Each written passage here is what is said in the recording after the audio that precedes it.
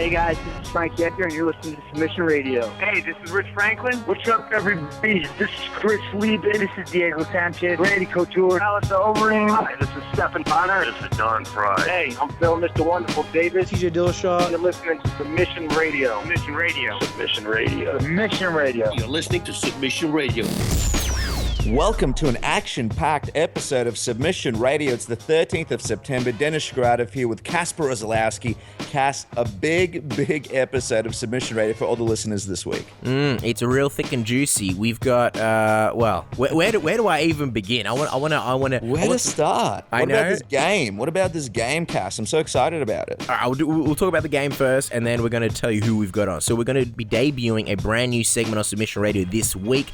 It's called Tweet Kings. We're going to be playing a game. You guys can play the game at home as well. You pretty much need absolutely nothing but your ears to play the game, and of course maybe a mobile phone. I know a lot of people listen to the show at work or at, pretty much anywhere where you're listening, you can play this game. So we're going to be telling you a bit more about the game a little bit later on, maybe in the next, about an hour. Let's talk about who we've got on the show, right? Andrei, the Pitbull Arlovski. He just had his fight with Frank Mir.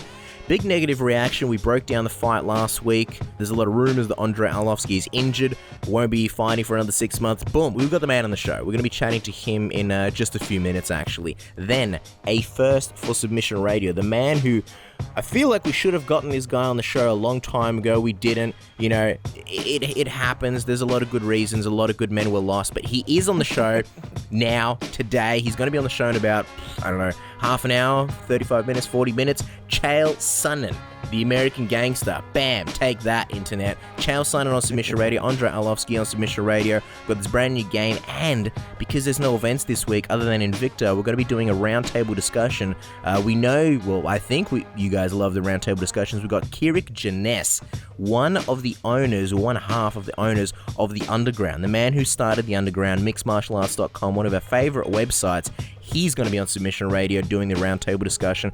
I can't wait. Big fans of Kirik. We don't promote anyone else's stuff, but, if you haven't seen him on the Joe Rogan Experience, definitely check it out. He's a fascinating guy, and we're going to be chatting to him in around about an hour and a half. That's right, Cass. So check out the YouTube page, youtube.com/Submission Radio AU, a new technique of the week series coming up with Jake Matthews and Carlos Portuguese Vieira. Lots of really fun techniques coming out. Also, like our Facebook page, if you still haven't had a chance, it's where me and Casper express our thoughts. Facebook.com/Submission Radio AUS. For all the Aussie fans out there, we try and put up as many UFC 193 updates as we can, and follow us on Facebook at Submission Radio AUS. Also, guys, we've been loving some of the reviews that we've been getting through iTunes and all the other platforms that you listen to Submission Radio through. We really appreciate the time. If you do get an opportunity, please jump on and give us a review. It doesn't have to be 5 stars, although those are the ones that gets us going. It does make a little bit of a difference when people search Submission Radio, and we appreciate everyone who's taken the time to give us a review. But Cass, without further ado, we've got our first guest on the line. All right, guys, our next guest is a former 3-time UFC heavyweight champion, a contender for Fight of the Year after his crazy fight against Travis Brown at UFC 187, and most recently, he defeated Frank Mir at UFC 191. It's an absolute pleasure to welcome back Andrei Arlovski to Submission Radio. Andrei, how are you? I'm good. How are you? Very well, Andrei, and thank you for coming on the show, and congratulations on your big win over Frank last weekend. We have to ask you, how is the hand doing? We know you hurt your hand. What's the latest news on the hand? Everything's okay. I saw the doctor today, a couple hours ago, and it just bruised, and that's it. Nothing seriously. I'm not seriously injured. Some broken bones or something. It just bruised. Oh, awesome. Because I know beforehand the reports were saying that if it was broken, you may not be fighting till March. Obviously, it's just a bruise. I got to ask, how long do you think before we see you back in the octagon? I'm not going to start earlier than October because obviously I want to rest, and after that, it's up to UFC. Mm-hmm. So I think I'm ready to fight. December, January. So it's still up to UFC. And, just on that topic, Andrei, obviously there's a massive card here in Melbourne, UFC 193 at the end of November. There's a lot of rumors about Fedor Emelianenko possibly being on that card. If the UFC offered you that fight, would you take it on such short notice? Sold. Sorry? Of course, anytime, any day. Oh, that's good. That's good. Sold. Anytime, anytime, anywhere. Well, we're like the Ari Gold of radio shows. We basically make fights on the show. Well, look, we want to talk about your most recent fight against Frank Mir. I just want to get your thoughts in general. You beat a resurging Frank Mir. However, afterwards you were visibly disappointed. Looking back now, how do you summarize the fight? First of all, I was really disappointed because instead of walk in my room and be focused on my coming up match, I was kind of busy to see my friends, which is really bad. I wouldn't do this before my next fight for sure. And for some reason, I thought I'm going to beat him in the first round, but fight went like 3 rounds, and I kind of woke up in the third round. So victory, it's victory for sure, but I didn't like my performance. I'm just curious. You mentioned something about your friends. It wasn't very clear. What do you mean, Andrei, about seeing your friends? How did that affect the fight? I mean, when I came Tuesday in Las Vegas, I was good. Wednesday, I flew. I was on fire when I hit mitts. Thursday was kind of tight. A lot of people came to see me from Russia, Belarus, and from Chicago, Florida. That's why I tried to be nice, and I had dinner with one company, late dinner with the other company. So I just lost a lot of energy, and I almost lost the fight. So I didn't like my performance, but I took a lesson, of course, and it's not going to happen again.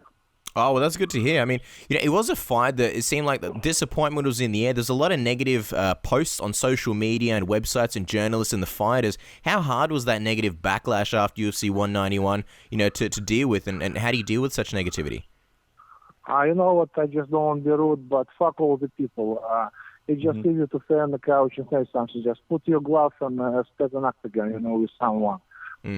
Listen, I did what I did. I did that night. I did I don't know. I think I did, and actually I happy about some parts of the fight. For example, when he took me down, he looked for Kimura. I skip, I get out, and by the cage, I pretty much all the time control him. So it's some good parts of the fight about what I'm happy about. But of course, it wasn't KO, and that's why people think, it's like bad performance. It's not the worst performance. I saw that fight a few times already, and I won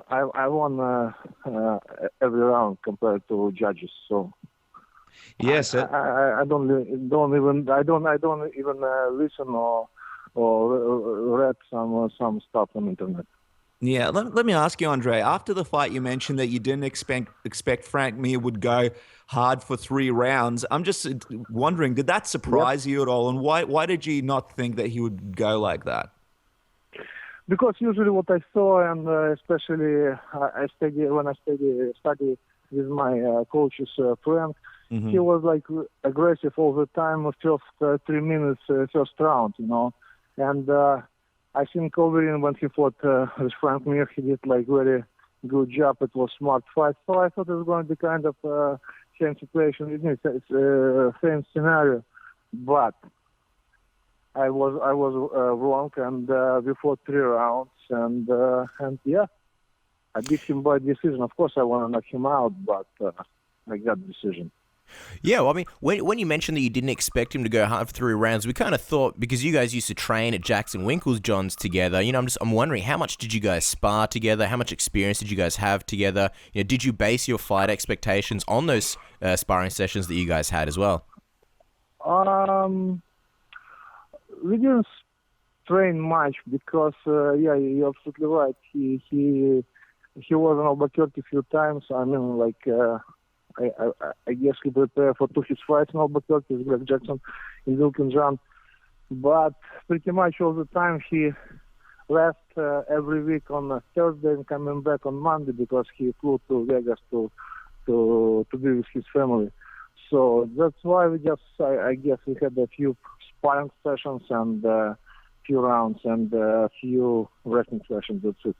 Yeah, I mean, you found a lot of success in the fight, Andrei, when you focused on your left hand as opposed to your right. Do you think if you had adjusted earlier in the fight, you might have had a bit more success and possibly finished Frank? I'll tell you one thing, Casper. If I did everything supposed to do, if I would do everything was how it's supposed to be like before the fight, how it was before my fight against Travis Browse, I guarantee you, I would probably knock him out in the first round, and I didn't give him even like one chance to touch me or like take me down or something, you know. But like I said, I did something wrong before the fight, so I almost paid for this. That's why, you know, of course I'm very disappointed. But like I said, victory is a victory, and also that's why, you know, I apologize. I wrote some message on my Instagram for people. You know, I have a lot of good comments about people that said we don't have to apologize. Fight is fight. Fight was not excellent fight, but it was a good fight. Some people wrote me and listen. A lot of like you said, a lot of people try to write something bad on internet or something. But at the same time, I have a lot of good comments, and I'm happy about that.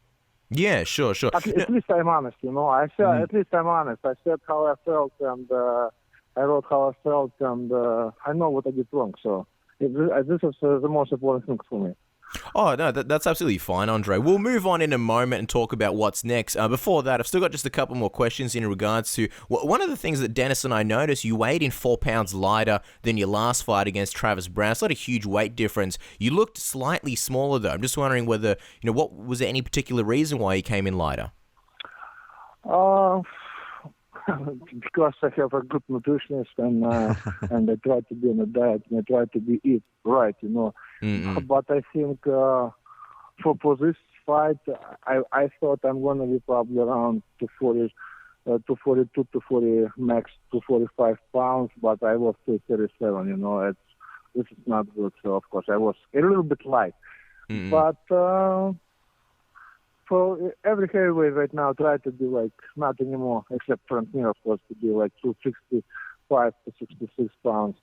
I think like the right weight for heavyweight is about 240 to 45 pounds. So that's why I changed kind of my diet, and I'm watching what I'm eating. It was noticeable, Andrei. Now, before this fight, many people wanted to see you fight for the title and rematch Fabricio Verdum, and it was apparently down to you or Stipe Miocic. We never got to ask you what your reaction was when you originally got the Frank Mir fight, but were you disappointed that you didn't get the title shot, and do you think that after this Frank Mir fight, it might have hurt your chances at all of getting the next shot at Verdum, or do you think it's likely that you may get the next shot at Verdum after Velasquez? I wasn't that much disappointed because, you know, I don't want to sit on a bench and like do. First, Verdum said he want to fight and defend his title on end of December, then January. Now it's going to be in March. I don't want to sit too much, you know. And the reason why I agreed that fight, first of all, it's supposed to be. I thought it's supposed to be an interesting fight for UFC, for fans, and also. Top 10, top 15 fighters in heavyweight division in UFC right now. They're very tough, they're very dangerous, and it doesn't really matter to sit and pick the fighters. Especially I never pick my opponents. So UFC asked me, do I want to fight Frank? I said, yeah, why not? Of course, when? September. I said, sold. I just want to be stay busy, and I want to fight as often as possible. You're an easygoing guy. So, okay, well, obviously, if the fight's happening in March, you're going to fight. You're going to fight before. Like, even if Velasquez and Verdum, they have a definitive outcome, you'll take a fight before then, correct? One more time. Like, because they're fighting in March, which is like 6 months away, and then they'll need a rest and things like that. You'll take a fight before then, correct? Oh, of course, absolutely. Well, the interesting thing about your next fight is last time we had you. I'm sorry. I would love to, like, before the end of the year if I'm going to have opportunity. Before the end of the year. Well, I mean, yeah, it ties in perfectly with the next question. You know, last time we had you on the show, you mentioned that you still get nightmares about the Fedor fight. Given that Fedor's coming back to MMA, possibly the UFC, is it safe to say that you're pretty excited about, you know, possibly getting a rematch? Yep. Yeah, I'm very excited, and I promise you it's going to be a good fight. And I will do everything possible to pay him back by kill. I'm going to knock his ass out. It's interesting because a lot of people are saying Fedor coming into the UFC now isn't the Fedor that fought back then. I just want to get your opinion, Andrei. Do you think the time off from MMA will hurt Fedor, or do you think he can get into the UFC and get back to his winning ways like he once did? To be honest with you, I think it's a rumor that it's BS that he's going to come back to UFC first of all. Secondly, of course, I would love for him back in UFC and fight him again to have a rematch. But if you're asking about if he's kind of old or not, I don't think so, because I think for heavyweights prime time, it's like 36 till like 40. I think it's the best. It's my opinion. I think it's the best prime time for the fighter, especially. And also we have a great example. Randy Couture, he fought, I guess, till age 47. In boxing, we have Joe Foreman.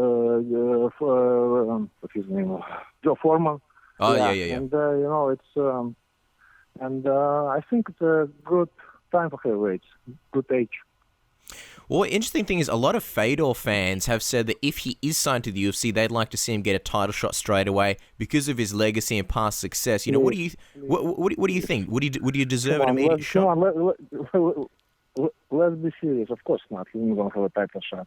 Who's going to give him title shot right away? You think he has to prove himself in the UFC first, correct? Not prove, but at least it's my opinion. I don't know, maybe UFC is going to do something different if they're going to fight him. But I think at least he has to have a couple fights for title shots. Well, let me ask you, Andrei, if you did get this Fedor rematch, you've mentioned that the first fight obviously didn't go the way you planned it. How do you see this fight going down if you did get a rematch with Fedor? How would you see the fight playing out? No more flying knees, and I'm going to do, like I said, everything possible to knock him out. Well, fingers crossed. Hopefully... It was such a stupid move from my side when I jumped with a flying idiot. I know. I remember last time you were on the show, we spoke about it, how much you regret it. I just want to switch gears for a second, Andrei. Your teammate, Alistair Overeem, your fellow Jackson Winklejohn teammate, he'll be fighting Junior Dos Santos at UFC on Fox 17. You guys train together. Will you be helping him prepare for Junior in the upcoming fight? Junior Dos Santos? Alistair Overeem, you guys train together. Will you be helping Alistair prepare for Junior? Absolutely not. Absolutely not. I never trained with Junior Dos Santos. No, I mean like training with Alistair Overeem, though. Alistair Overeem. Yeah. I'm sorry, I didn't hear the first part of the question. I think it's going to be an interesting fight, especially for me. You know, you're absolutely right. I train with Alistair Overeem, and his stuff, his kicks, his legs, elbows, knees, all from. I think it's going to be a good fight. But my concern if it's Overeem going to be in a good shape and he's going to be ready for if they have a main event. The main event? No. There's a title fight, Cerrone and Rafael Dos Anjos. So it'll be 3 rounds. Because three fighting rounds, he has to be in a good shape. 15 minutes. Because I was surprised when Junior Dos Santos fought Miocic. He kind of was like tired first 2-3 rounds, 2.5 rounds, but after 4th and 5th rounds, he came back and he looks like he just it was warm up and he just ready to go. Let me ask you something, Andrei, because a lot of people feel like Junior Dos Santos isn't the same fighter after the beating that he took from Cain Velasquez. He's obviously taken a lot of headshots, and in his last fight against Stipe, a lot of people weren't that impressed. Do you think he can still be the same fighter he once was, or do you think it's a case that he has taken quite a bit of damage in the division? I don't know what to tell you, you know. Honestly, I don't know. It's a lot of people said I should retire after 4 fights in a row, you know, and I got killed by Emelianenko and Haritonet, you know, and what's his name? Karatanov? Who? No, Kharitonov, yeah, and black guy, Brett Rogers. Brett Rogers, yeah. Yep. And everybody says, listen, Arlovski down, this and that, too much punches on the head, but I did a medical exam, everything fine, pretty cool. And you know, deep inside I knew I'm not done, so it depends how he feels, what his opinion, what his goals, and that's it. How bad he wants to be a champion again. That's why I think it's going to be the big motivation for everyone, for each fighter. So I'm talking at least about myself, but Yeah. I don't know what to be honest with you. No, I mean, there's a lot of parallels, obviously, and we can understand you talking about your career and your career resurgence. You're at the point where, your career was in a different path, and now people are talking about you fighting for the title. I'm just curious, though, if Alistair Overeem wins against Junior Dos Santos, obviously you've won against Frank Mir, you guys are going to be in similar positions in regards to a title shot. You'd both have rightful claims. We know how much you didn't want to face Travis Brown, your friend and former training partner. If you had to fight Alistair to get the title shot, would you guys be able to put the friendship aside, or would it be too much to ask? I'll be honest with you, I'm not close friends with Alistair. I just was friends with Travis, and listen, business is business, and I kind of have a bad feeling they put me against Overeem. So I'm going to fight him, of course. He's my teammate, but listen, everybody has to make money, everybody has to make a decision. I'm talking about my coaches and how it's going to be. So that's it. Yeah, certainly. And obviously, Andrei, you've accomplished so much in your career, and you fought the biggest names in the sport. You're a two-time former world champion. What would it mean to you to become the UFC champion one more time? It's huge. And by the way, I was 3 times world champion, just in case. Oh, sorry. It's my dream. Like I said, I choose what's more important for me right now. And for me, it's very important to rebuild my career again. Of course, I want to be a champion again, and I will do everything possible to reach my goal. And right people right now around me, right coaches, good teammates, good place for camps. My wife and my son, they 100% supported me. She understands that it's very important for me what I'm doing right now, and I'm just ready to go. And I still have fire in my eyes, and that's it. I have everything, to train hard, and just follow my dreams and catch my dreams and be a champion again. Absolutely. Well, we've been absolutely enjoying watching the journey. Andrei, I've got one more question before we let you go, and that is, what would you say is more important to you, becoming the champion again for a 4th time, or rematching and avenging your loss to Fedor Emelianenko? Oh, don't understand me wrong, because I'm going to tell you I want to fight Emelianenko and period, and that's it. No, of course I want to be a champion, but if I will have opportunity to fight Emelianenko, it's going to be awesome. It's going to be great, and it's, but of course, it doesn't really matter what I want. It's up to UFC, obviously. But if I'm going to have, like you said, opportunity and take a fight on a short notice against Emelianenko, of course I will take that fight. But if I'm going to have opportunity to fight for the title in a month or 2, for example, from today, they're going to tell me, you have to be in camp, be ready, and you're going to have a title fight. Okay, don't understand me wrong. Of course, I'm going to take title fight, of course.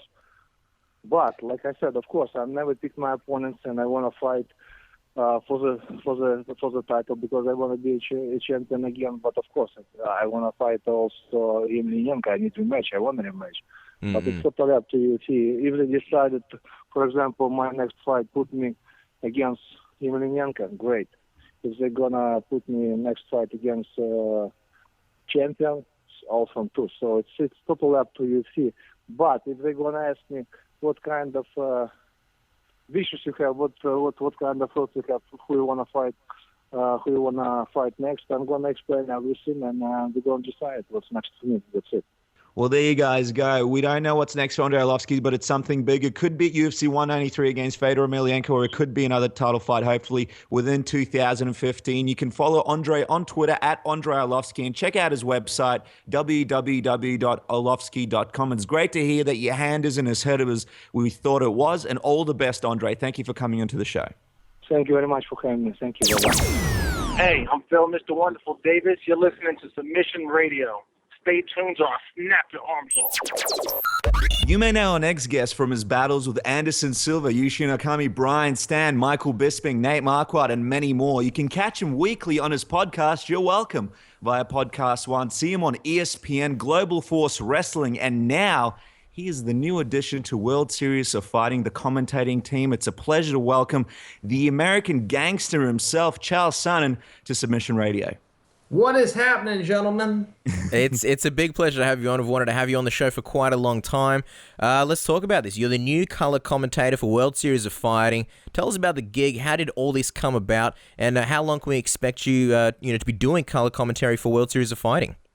Boy, are they lucky to have me. What an incredible treat that must be. Listen, this is great. I have been friends with those guys for some time. I went to their first ever show. I went as a fan. Their first show was out in Las Vegas.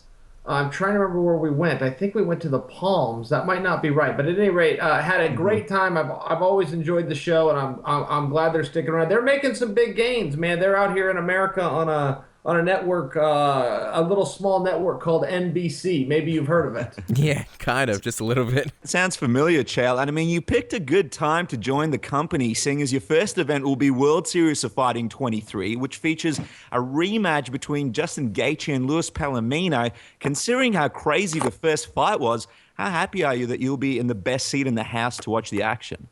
Well, I love it. I'm a big fan. I'm a fan in front of everything else. That's how I started in MMA, was just as a fan that would buy the pay-per-views with my dad and some friends. So, I love it. And I also love rematches. I love title fights, I love grudge matches, and I love rematches. Those are the three big things that I find the most attractive. So, I think it is going to be great. And you're right, I will have a good seat in the house. It's going to be pretty decent. We're just wondering, who are you going to be sitting next to? Is it going to be the duo of yourself and Todd Harris, or will Bus Rutten be joining you guys as well? No, I'll be working with Todd Harris. All right. Well, that's going to be pretty exciting. Now, you've done analyst work before as well as commentary, but considering how long you competed for, just wondering, is it tough being on the other side of the cage watching people compete instead of competing yourself? No, it's a lot more fun. The actual fun. Nobody likes to fight. Everybody that says they do, they're lying. Fighters are just like the most notorious liars that I've ever been around. But that is one of the big myths that they put out, that I love to fight. It's everything that goes into it that keeps it seductive and attractive. The build up and the training, being in the gym with the guys, spending time with your coaches and sacrificing and going through all those things that give you a sense of achievement. The fight itself is the worst part of the experience. So, man, I enjoy it. I like being on the commentary side. I really enjoy the action. I enjoy the development of the skills and strategies. It's hard to believe that this sport is still growing as fast as it is, and I mean that from a technical standpoint. But I can see it really well, particularly when I'm trying to call the action and break it down. There's some real guys that fight like chess players, and they're a step ahead. And when guys set somebody up and it works, it's an impressive thing. Well, speaking of your mic work, it seems as though many people are trying to emulate your success via self-promotion and being opportunistic when there's a microphone in front of them. In many ways, you were the pioneer of that in your feud against a guy called Anderson Silva, and many MMA fighters have been playing catch-up since. What do you think about that notion, Chael? Well, yeah, I've seen a lot of guys, try to take from what I was doing, and good for them. Somebody does something and it works, you should go copy it. It's the easiest way to success that there is. And so many people don't. Even when I was going through my run, I sold more tickets, more pay-per-views, and more T-shirts than anybody in the history of that company. And I would come out and tell people that. People would say, I don't like the way Chael Sonnen promotes a fight. And I would say, guys, I'm the biggest draw in this industry. Are you really sure that I'm the guy you want to question?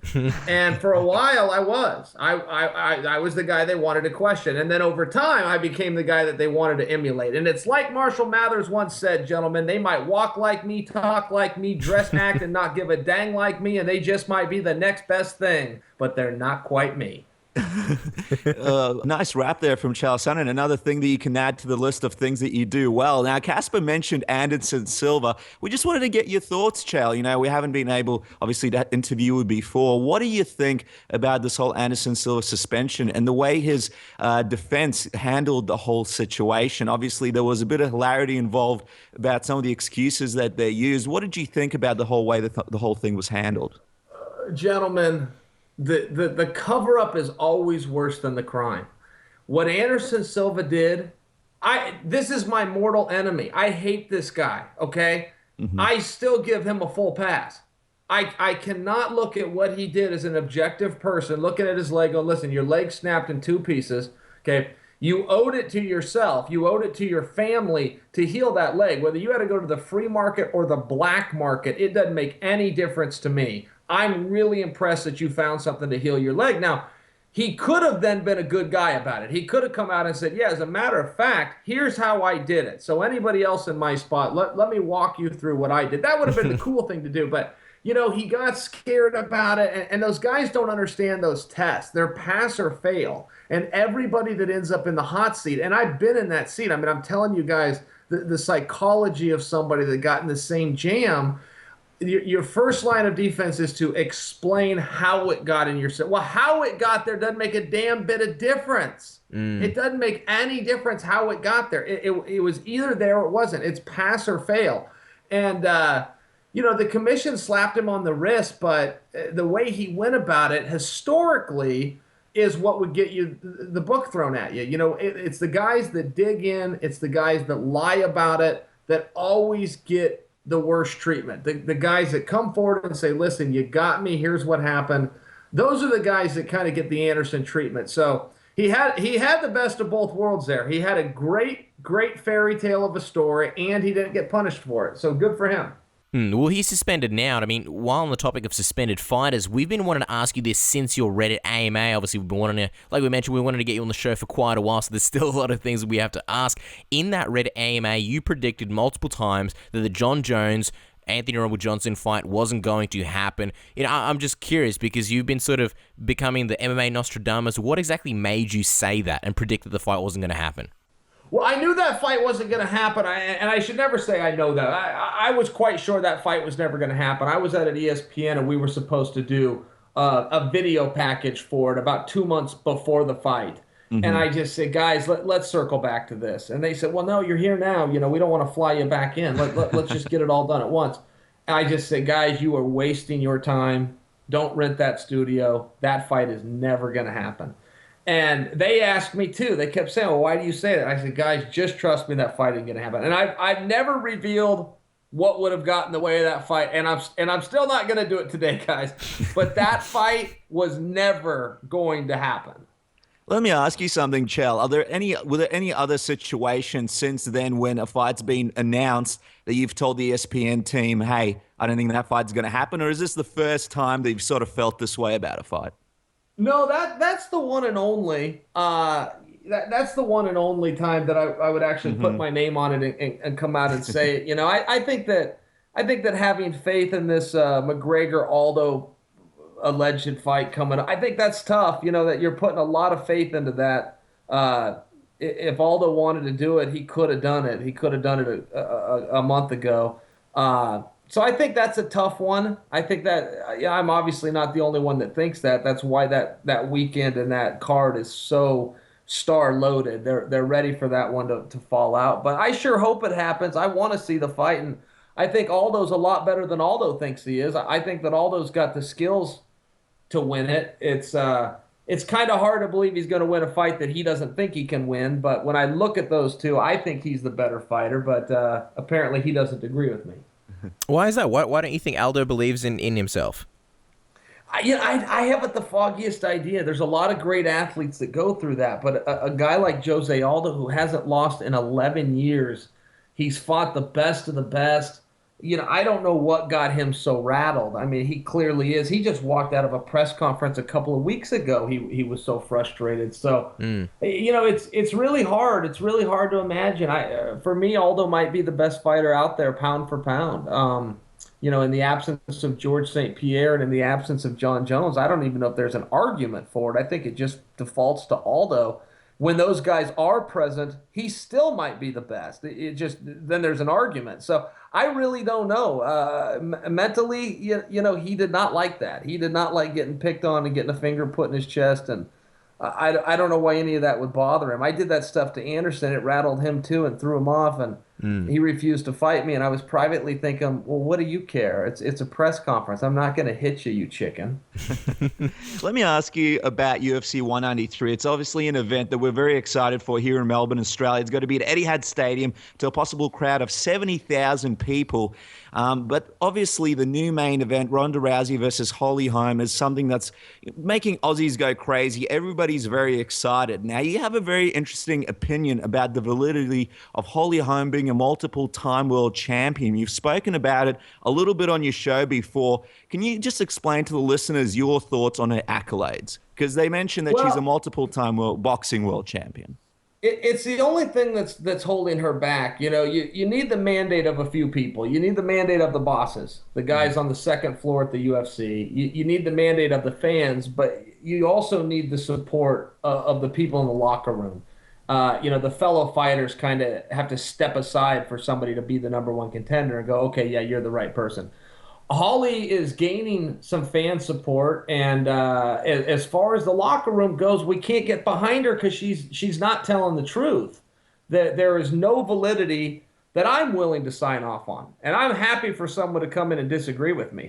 Tell me where I'm wrong, but there is no validity to any of her world championships, let alone some ridiculous claim of being a 17-time world champion. I mean, guys, I could go open the door to my garage right now, invite all comers, and then put a belt around whoever wins and call it the World Championship.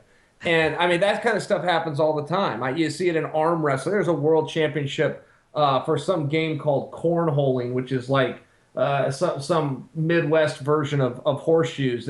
There's World Championships for thumb wrestling. And there's no validity to this stuff.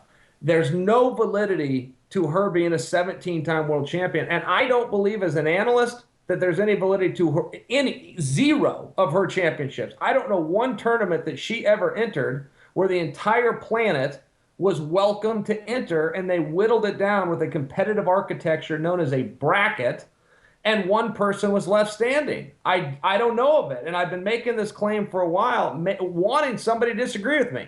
Wanting Holly to disagree with me or one of her coaches to come out and go, Chael, you don't know what you're talking about. It's never happened. She's got the thumb wrestling world championship from some dude's garage. That's just the reality. I do think she's a skilled fighter. I think she's a good boxer. I don't know if that matters. I'm 38 years old. I've never met a female boxer, not one. I've traveled the world. I've seen damn near every continent and every country. I've been to every state in America. I've never reached across the table and shaken hands with a woman that turned out she was a boxer. So are you the best boxer in the world for females? Maybe. Does that mean you beat about 3 people? Yeah, it does. And I'm not discrediting her. I'm discrediting boxing.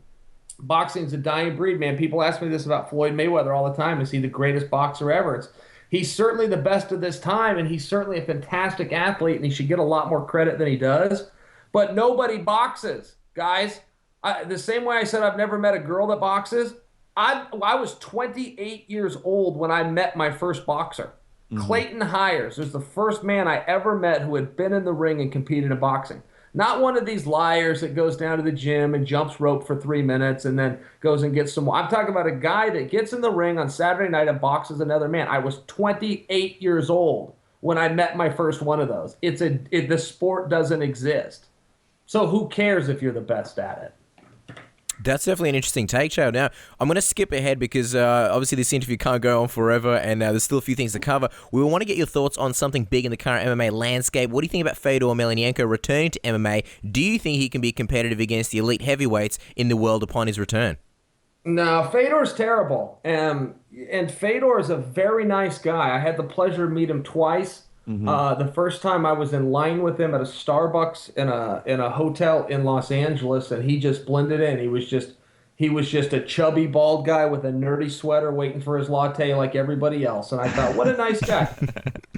The reality on Fedor is if you're not fighting in a commissioned fight, you're not fighting in a real fight. It has to be a sanctioned commissioned fight. This comes right back to what we're talking about with Holly and her quadrillion boxing championships. If there's no sanctioning and there's no credibility in architecture, then it doesn't count. So everything he did in Japan with a referee wearing an earpiece gets thrown out. You got to come to the States where there's an official weigh-in, where there's a regulatory body, and where there's clear and defined rules with clear and defined judging. He did that. He did that 6 times, and he went 3-3. That's not exactly an impressive record for a guy that we all keep having to hear is the best of all time. Now, God bless him. I love a guy that can come back, but I can tell you firsthand, you don't get better not doing something. Fedor got destroyed by guys who are now getting destroyed. Fedor got destroyed by Bigfoot Silva, who, by my last count, has fought. I believe Frank Mir knocked him out in 18 seconds. I suppose I'd have to rewatch that. But the point is that it's ridiculous. I think it will sell once. I know that I'll tune in. I know that the UFC is going to greatly overpay for him. And good for Fedor, man. I think he did everything right. And he is a nice guy. You know, this isn't my goal to come out and bash a guy, but look, if a guy's terrible, a guy's terrible. He's 3-3 in the States. That means he's 3-3.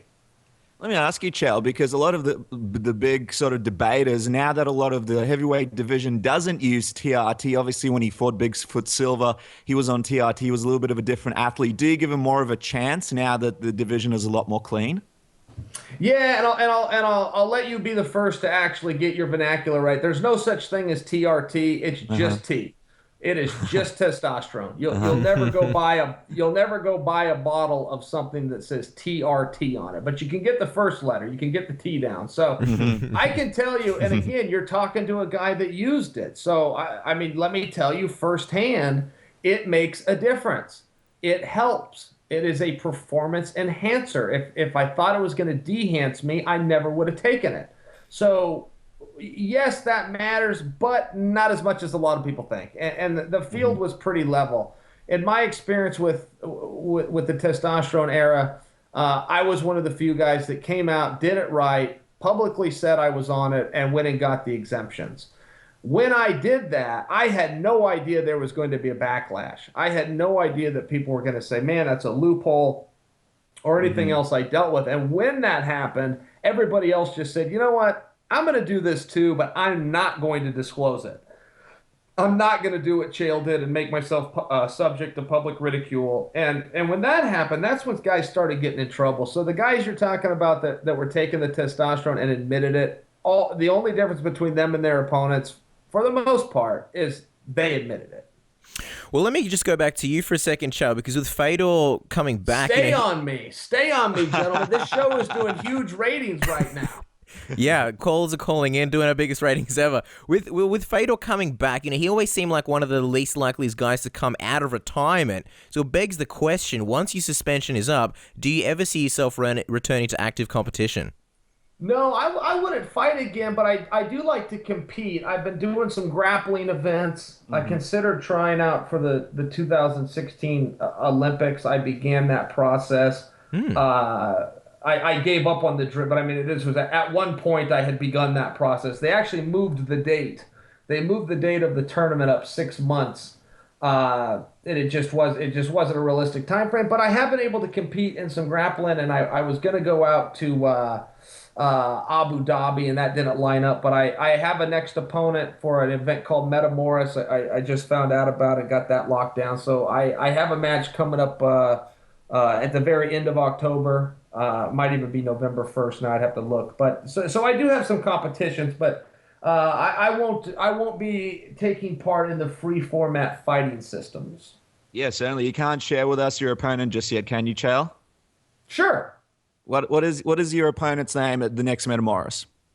His name is Josh Barnett. Oh, wow. That's going to be a huge, Wow. huge Holy shit. match. We'll have to get you back on down the track, just talk about that separately. Now, before we wrap up with a tap-out round. And I'll even give you gentlemen a prediction.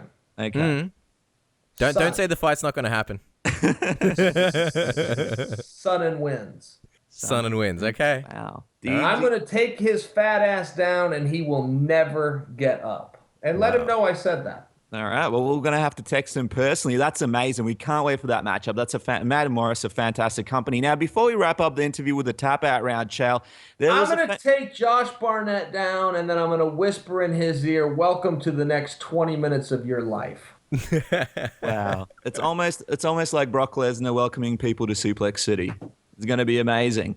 Now, Chael, before we wrap up the interview with that tap-out round, just one last question. You famously told the story of how you promised your father on his deathbed that you would become the UFC champion. You even joked about moving down to featherweight and beating Jose Aldo. Is that something that bothers you, eats away at you, that you were that close to the title, but you never quite got it?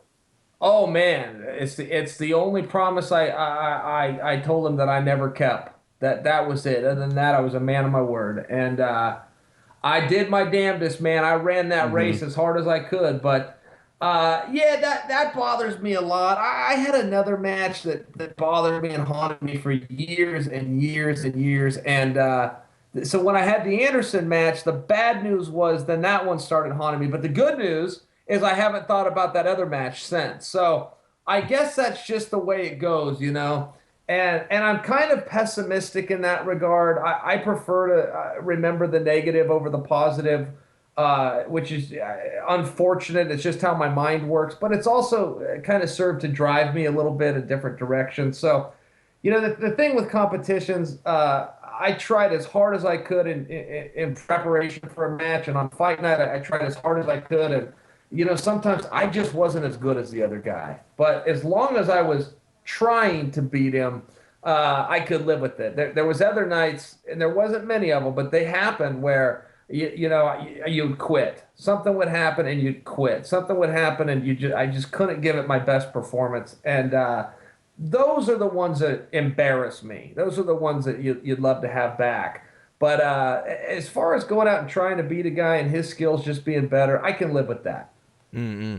All right, Joe, before we let you go, we're going to do something that's rather commonplace on a lot of wrestling shows, so hopefully you'll enjoy it. It's called the Submission Rated Tap-Out Round. We fire off a whole bunch of fun questions at you, like word association. You answer with the first thing that comes to mind. Are you ready? I'm ready. All right, been a few years now, and Big Nog has finally retired, so be honest with us, Chael. Did he really feed the bus a carrot? Yes. If you could have one pro wrestling match, give us the opponent, the event, and the stipulation of the match. Well, I could sell out Madison Square Garden wrestling a mop if I had enough time to promote it. So I would say Chael Sonnen versus Moppy the Mop, and I would break records with it. And the only stipulation is that Chael Sonnen must be present. I think that's Perry Saturn's mop as well, so there you go. Ric Flair would love that. We know that you're a big fan of Brian Stann and you write him into the White House as a presidential candidate. Will you be continuing the trend this election? You know what? That's a true story. I wrote Brian Stann in 2008 and 2012. That's on file in Clackamas County, Oregon. You can call up the elections office and find that out. They won't tell you who cast the vote, but they will tell you that he had a vote, and it was from me. Wow. This time around, it's not looking good for old Brian. I'm pretty excited about Donald Trump. I think that he's running a brilliant campaign. He is running his campaign like Vince McMahon would promote a pay-per-view. And I respect every bit of it. You know, it's like Bill Clinton. Not for nothing, but Bill Clinton treated the White House like a fraternity, and it was freaking awesome. Oh, yeah, Bill's a legend. Now, back to World Series of Fighting 23. David Branch is going for a light heavyweight title to add to his middleweight title. Do you think he does it? Does he accomplish the feat?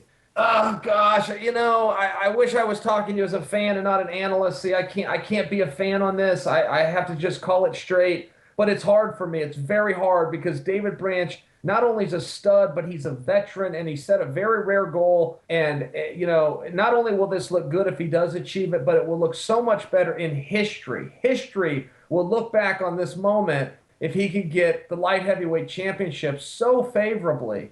that I just want it to happen for him so bad, and I can't admit that I want it to happen for him so bad. I got, but it's hard. I tell Ray Seppa that. I said, listen, Ray, I'll put on the fancy suit. I'll collect the enormous paycheck you've offered to give me. But at the end of the day, man, I'm a fan. I'm just a fan of the sport. I'm going to be excited and giddy and everything else. And it's, you're giving me the best seat in the house, and I'm just a fan. So if you're asking me, just man, yeah, he can do it. I don't know if he will. He's got a hard opponent, but he can do it, and I would love to see it happen.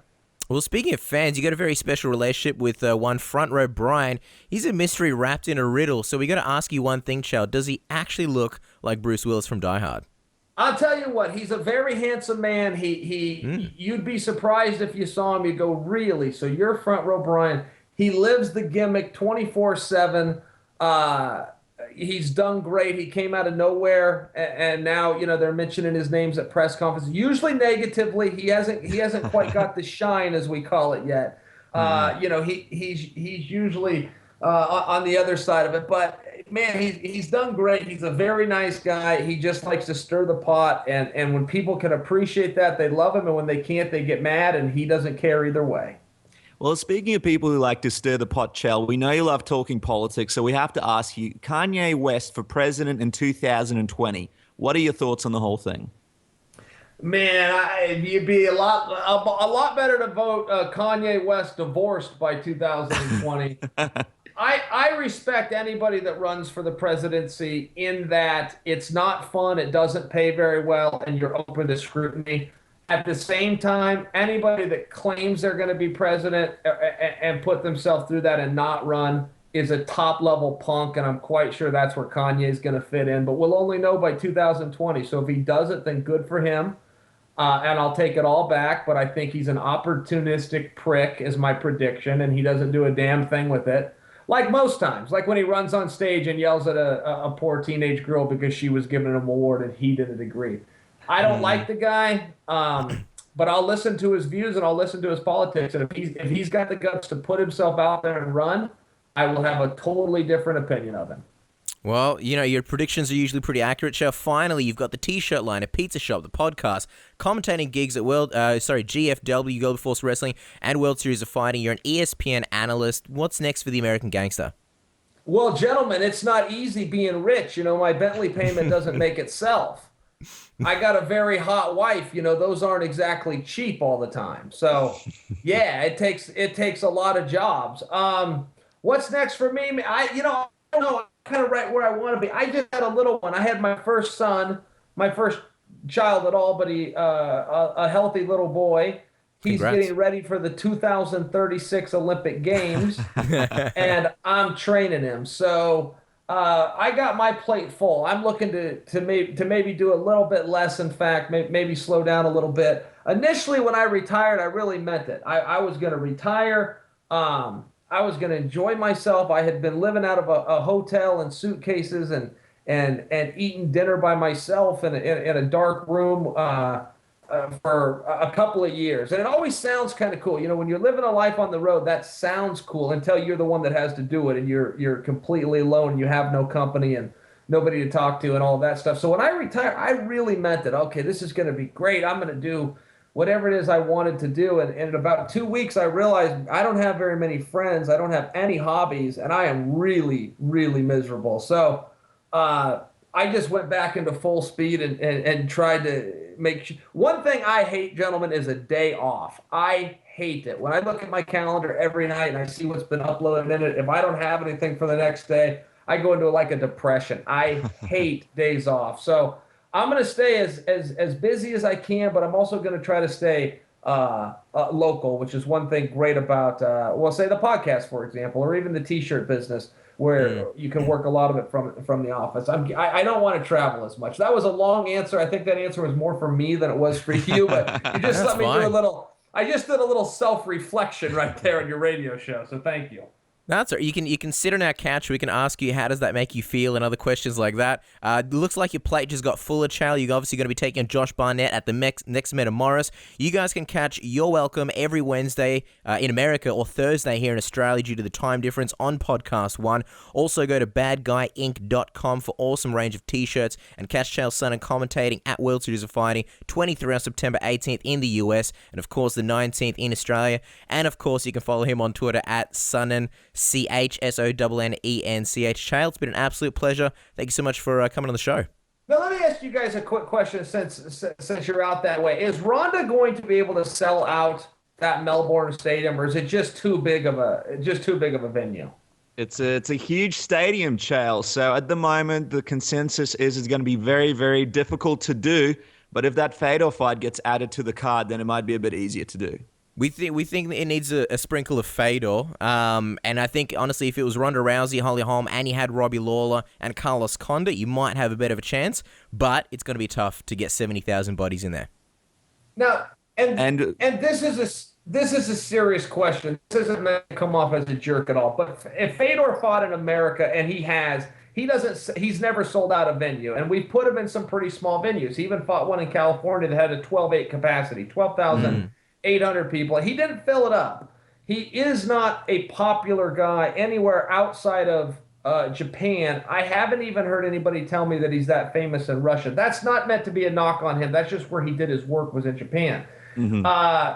When I was standing in lines with him at Starbucks in LA, and that's a true story, not a human being alive knew who he was. So, serious question. If they add Fedor, and you guys don't be so close to the trees you can't see the forest just because you're fans. Does anyone give a damn? Does anyone give a damn in Australia that Fedor's there? I think. Go, Cass. I think there's a lot of hardcore MMA fans here in Australia. I think as far as promotion, I'm not expecting Fedor to be getting on the mic and pulling a Chael Sonnen. I think the UFC will take care of the promotion. But I think with UFC 193, to get it into a stadium and have 70,000 crowd, you need something that's a spectacle. And I think when you've got Ronda Rousey, that's one slice of the pie. That's a spectacle. But I think you need something that's a little bit different. I think Fedor coming out of retirement, there's been so much hype already, and he hasn't even signed the contract. We don't even know if he's in the UFC. So I think if people say, okay, Fedor is coming back, and guess what? He's going to be fighting in Melbourne, Australia. I think it just adds to that whole spectacle aspect of, wow, it's a stadium. You've got Ronda Rousey, you've got Fedor, you've got Mark Hunt. And I think, when you do shows like UFC 200 and, stadium shows, you need that little bit of extra. So I think in that sense, yeah. And, there's a massive Russian community here as well in Australia. So I think it definitely can't hurt. Yeah, and the other thing, Chael, is, sorry to interrupt you, is obviously Mark Hunt's on the card, right? And he's fighting Bigfoot Silva. That's not really a fight. I don't know if you know this or not, because you're not obviously here in Australia, but that's not really a fight the Australians are that excited about. Now, if Fedor joined the card and took over Bigfoot's spot against Mark Hunt in a rematch, now that gives the Australians a reason to get excited because they know this is going to be a very exciting fight. And Bigfoot Silva gets moved down the card to Matt Mitchan. And just to put things into perspective for you, the last time that stadium really got sold out with a combat sports event was Global Warning, WWE. They did a pay-per-view there. Now, they had Hulk Hogan, Brock Lesnar, Triple H, The Rock down there. Hulk Hogan didn't show up, but they advertised that he'd be down there, and they sold out 56,000 seats there.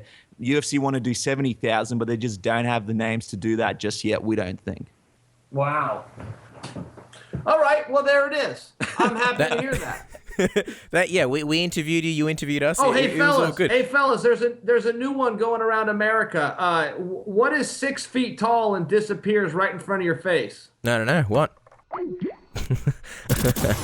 What's up, everybody? This is Chris Lieben, and you're listening to Submission Radio. They're fucking rad. And there you guys go, Chael Sonnen. I mean, what can you say? The guy's full of jokes. I guess he pulled one over on good old Submission Radio, but don't you worry, Chael.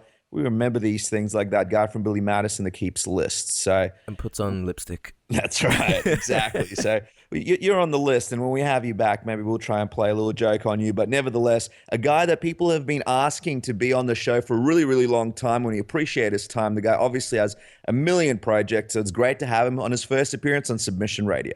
Yeah, it was a huge pleasure. I hope you guys are enjoying the show so far. We are going to be cutting to our next guest very shortly, Kirik Jenness from the Underground. But first, we promised you a game. We're going to be playing a game. Dennis and I are going to be playing it. We'll be explaining it in just a second. The game is called Tweet Kings. It's time for Tweet Kings. Tweet Kings. All right, guys, so the premise of the game is very, very simple. Dennis and I are going to be guessing who has tweeted the most times on their Twitter account. I know, groundbreaking stuff. It's we've basically copied all the best segments on radio, put them all together, and then come up with this, Tweet Kings. It sounds like Street Kings, so it's pretty gangster. It's street approved. So basically, I'm going to go first, and you guys can, of course, play along at home. You basically need nothing to play. If you're in front of Twitter, you can actually get the answers before we do, and you can know whether we're making fools of ourselves or not. But yeah, feel free to play at home. So Dennis, I'm going to go first. I'm going to ask you a combination of guys, and you tell me who do you think has tweeted more. And I should probably mention the point system, right? The first two that we're going to do, each correct answer is worth half a point. And then the last one that we do is going to be worth 1 million points. Oh my God, you guys. Exactly. Shit's about to get real. All right, so Dennis, are you ready for the first test? Yes, Casper. I'm a long-time listener, first-time participant. Fantastic. You don't need to be a listener. That's okay. As long as you're ready. All right, so the first two people that I'm going to give you, all right? Paige Van Zandt and John Jones. Who has tweeted the most? Okay, well, this is a tough one, Cass, and this is worth half a point. Am I correct? Oh, yes, a whole half a point. Jeez, that's halfway to a point. All right, let's have a think. Now, John Jones has, I believe, from what I remember, a picture of a lion for his display picture. Is that correct? Yeah, and this is very helpful when counting how many tweets he's done. And Paige Van Zandt probably has a picture of herself. Yeah, smiling. Okay, so a lion would not tweet very much because he has paws. Right. And a human has fingers. Right. But then I'm still going to go with John Jones. He's tweeted more. Okay, so you're picking John Jones, right? I think I'm going to have to lock it in. All right, it's locked in. I don't know if I agree with that. And by the way, this is all done live, so I don't know the answer. I'm looking up John Jones right now. Oh wow, tweets, 13.2 thousand. All right. I hope. Wow. Okay. I hope we don't get to any like round off numbers where Paige is like 13.2, but really there's like a few hundred. We'll have to get the mathematician, the Submission Radio mathematician on. We'll have to call up a guy in the Cayman Islands to verify this. So John Jones, 13.2. I have a feeling though. I expected more from him. I don't know why. Did you? I did. He's got a lot of stuff to say. I feel like it's going to be Paige Van Zandt because she's like young and she's blonde and she's like, oh look, I'm drinking something. Look, I'm eating something. Look, I bought a swimsuit. Like click. Instagram. You got that thing nowadays where if you put something on Instagram, it tweets it automatically for you. So for the record, I'm going to say Paige, but again, I'm not playing. This is your half a point. Does it count about the tweets that he's deleted? Because we know he deletes a lot of tweets. What? You know what? I don't know how Twitter works. You question the game too much, Dennis. Rules. All right, Bob Backlund rules. All right. Okay. All right, well, I've got Paige in front of me. John Jones, 13.2. Paige, 3,309. Oh my God, Casper, does that mean what I think it means? You get a half a point. What are you going to do with this half a point now? I'm going to have to put it in the bank just in case that you win that million points. I can try and knock that point down. You're going to be like Fry in Futurama. Let's hope you get like somehow frozen, wake up in the year 3000, and that half a point has gotten like a lot of interest, and you've got like $5 now. All right, hit me. Who have you got for me? Well, let me put you in the hot seat, Casper. Casper Rosalowski, welcome to Tweet Kings. Oh. I hope you're having a good day. Lots of guests on the show today, so here we go. First duo for you to compare. You know these guys from The Ultimate Fighter. That's good. 1, Forrest Griffin. I like it. He once tried to choke me out at an expo. We all remember that. 2, Stephen Bonner. Oh. Now these are two guys. Do they tweet much? Now, Stephen Bonner, I'm going to leave it up to you. What do you think? Take us through your thought process right now. My thought process is I wish I followed Forrest Griffin. I wish I followed Stephan Bonner. I have no idea. Well, let's see. Forrest Griffin, former cop, former Ultimate Fighter winner, funny guy. But so is Stephan Bonner. Forrest hasn't fought in a while, so if he's promoting stuff, it's probably, sponsors and stuff. I don't see him tweeting much about random things. I see him going like, hey, check out this coffee, or check out this, Thai cup or whatever. Stephan Bonner, he had that fight against Tito. So he's probably tweeting a lot at the time. Big fight against Anderson Silva as well. Yeah. So there's a lot more reasons in recent years for Stephan Bonner to tweet. He'd probably be retweeting stuff. People are like, hey, Stephan Bonner, I took a photo of you when you weren't looking. Can you retweet that shit? And then he will. The clock is ticking. Damn it, clock. You ruined my life. Go away, clock. All right, well, for the sake of it, I'm just going to lock in Forrest Griffin. I don't know. See, that's the thing that's tough. They're both guys that like to, they've got similar humor as well. They both like to just put things out for the sake. I'm going to say Forrest Griffin. Okay, and you're locking that in? I'm locking it in. The reason why, because I remember Stephan Bonner, when we've spoken to him on the show, cheap plug for Submission Radio. Go check it out on our YouTube channel.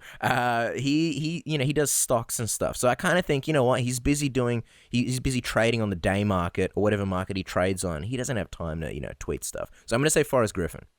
Forrest Griffin for half a point. Half a point. Okay, we're gonna lock it in. I'm checking it right now. I'm gonna read out Forrest Griffin's tweets first. All right. 5,610. It's Okay. not much. All right. Okay. How are you feeling right now about what you've locked in, by the way? Are you feeling confident? I've cut like a kilo of weight from sweating. Okay. Sweating profusely, yeah. In case you're wondering, this is for half a point. Second That's guy. why I'm sweating so much. I need this half a point. Old Casper needs this point. Stephan Bonner. Yeah. It's in the thousands, and it's close. Oh, good. I thought it was in the millions. 4,544. Casper, you walk away with half a point. Are you going to save it much like I did? Another win for Milos. Yeah, that half a point's going to the bank. Who know? Yeah, you know the saying, a half a point earned is a half a point saved, or I don't know, something like that. All right, I've got two hot ones for you.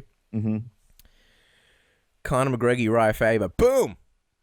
Ooh, that's a tough one. And I feel like maybe you're playing a trick on me because you want to go with Conor McGregor. He's the man about town. He's always tweeting. But then again, Uriah Faber, he's been around for a long time. Yeah, exactly. And maybe he's been tweeting for a long time. I mean, all right, Conor McGregor, he's been promoting quite a lot of fights. True. But he's always got media obligations, blah, blah, blah. So how much time does he really have? Whereas Uriah Faber, he's promoted dozens of fights. He's been co-main event many, many times. And Twitter's been around for a really long time, especially in the US. So, the smart man's answer is with Uriah Faber. But since I'm a co-host of Submission Radio, I'm going to have to go with Conor McGregor. Wow, really?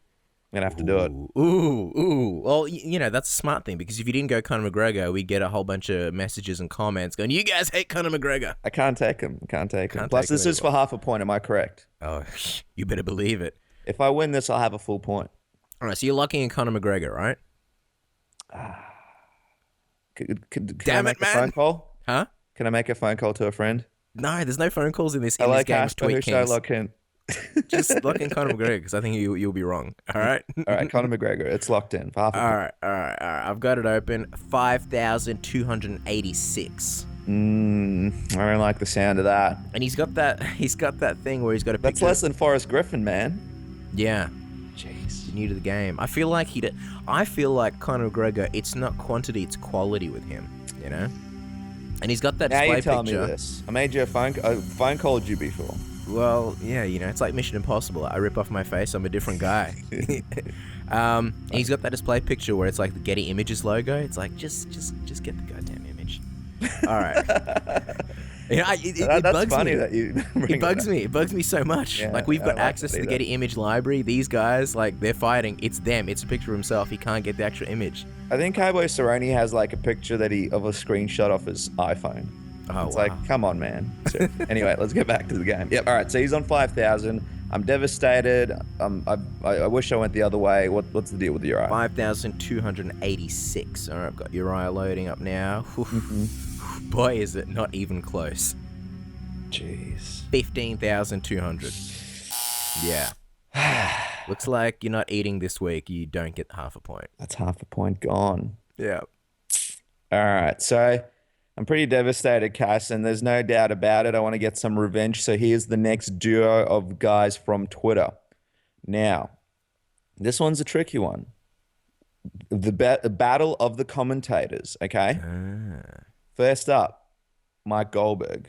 Yeah. The man behind the UFC commentating. You know him quite well. He always has a lot to say, but quite similar. Obviously, he always repeats everything that he says every pay-per-view, but he's on here. Versus an Australian, Michael Chiavello, the voice. Now, he's a loud guy. He's, would you say, flamboyant in many ways. Yeah, sure. Why not? But is he flamboyant through Twitter? Is he? That's the question. Yeah, see, I thought you were going to give me Joe Rogan and Mike Goldberg, and I was going to say Joe Rogan easily. Yeah. Easily. He's always tweeting about everything about science stuff and all this kind of stuff. Oh, man, Michael Chiavello. I don't know. Another guy. I don't know if we follow him on Twitter. This is like a good reason to follow everyone on Twitter so you know what's going on. I'm going to say Mike Gold. Oh, Jesus. Talk us through this now, Cass. Well, I don't know. It's like, how much stuff would Mike Goldberg have to tweet about? I don't see him being one of those guys. You know, he's a bit of an older guy. I don't see him feeling the need to tweet everything about his life. Like, look, guys, got my nails did. Yeah, you know. But he is across the football. He's across the MMA. It's true. But the And I voice feel is the like voice. he's one of those guys that just tweets about random. Yeah, the voice. Well, the voice is from Melbourne. I found this out. Oh, okay. You're in Melbourne right now. We both are. What does that mean for the tweets? Well, for the tweets, I think it means everything, or maybe it means nothing, because I'm gonna lock in Mike Goldberg. Okay, so you're saying Mike Goldberg has more tweets? Yeah, he had that thing where he commentated the NFL, or maybe not NFL. Sorry, he commentated the American football, and people didn't like it, and then they tweeted him a lot, and he spent a lot of time going like, yeah, well, fuck you too. So I think that's like at least 50% of his tweets. So you feel like the FU2s would just be half of those tweets at least, because there'd be a lot of negativity. Right, that's what I think, yeah. Okay, well, I'm putting it into the tabulator right now. Yeah. Check it out. The Submission Radiotron 5000. It's working.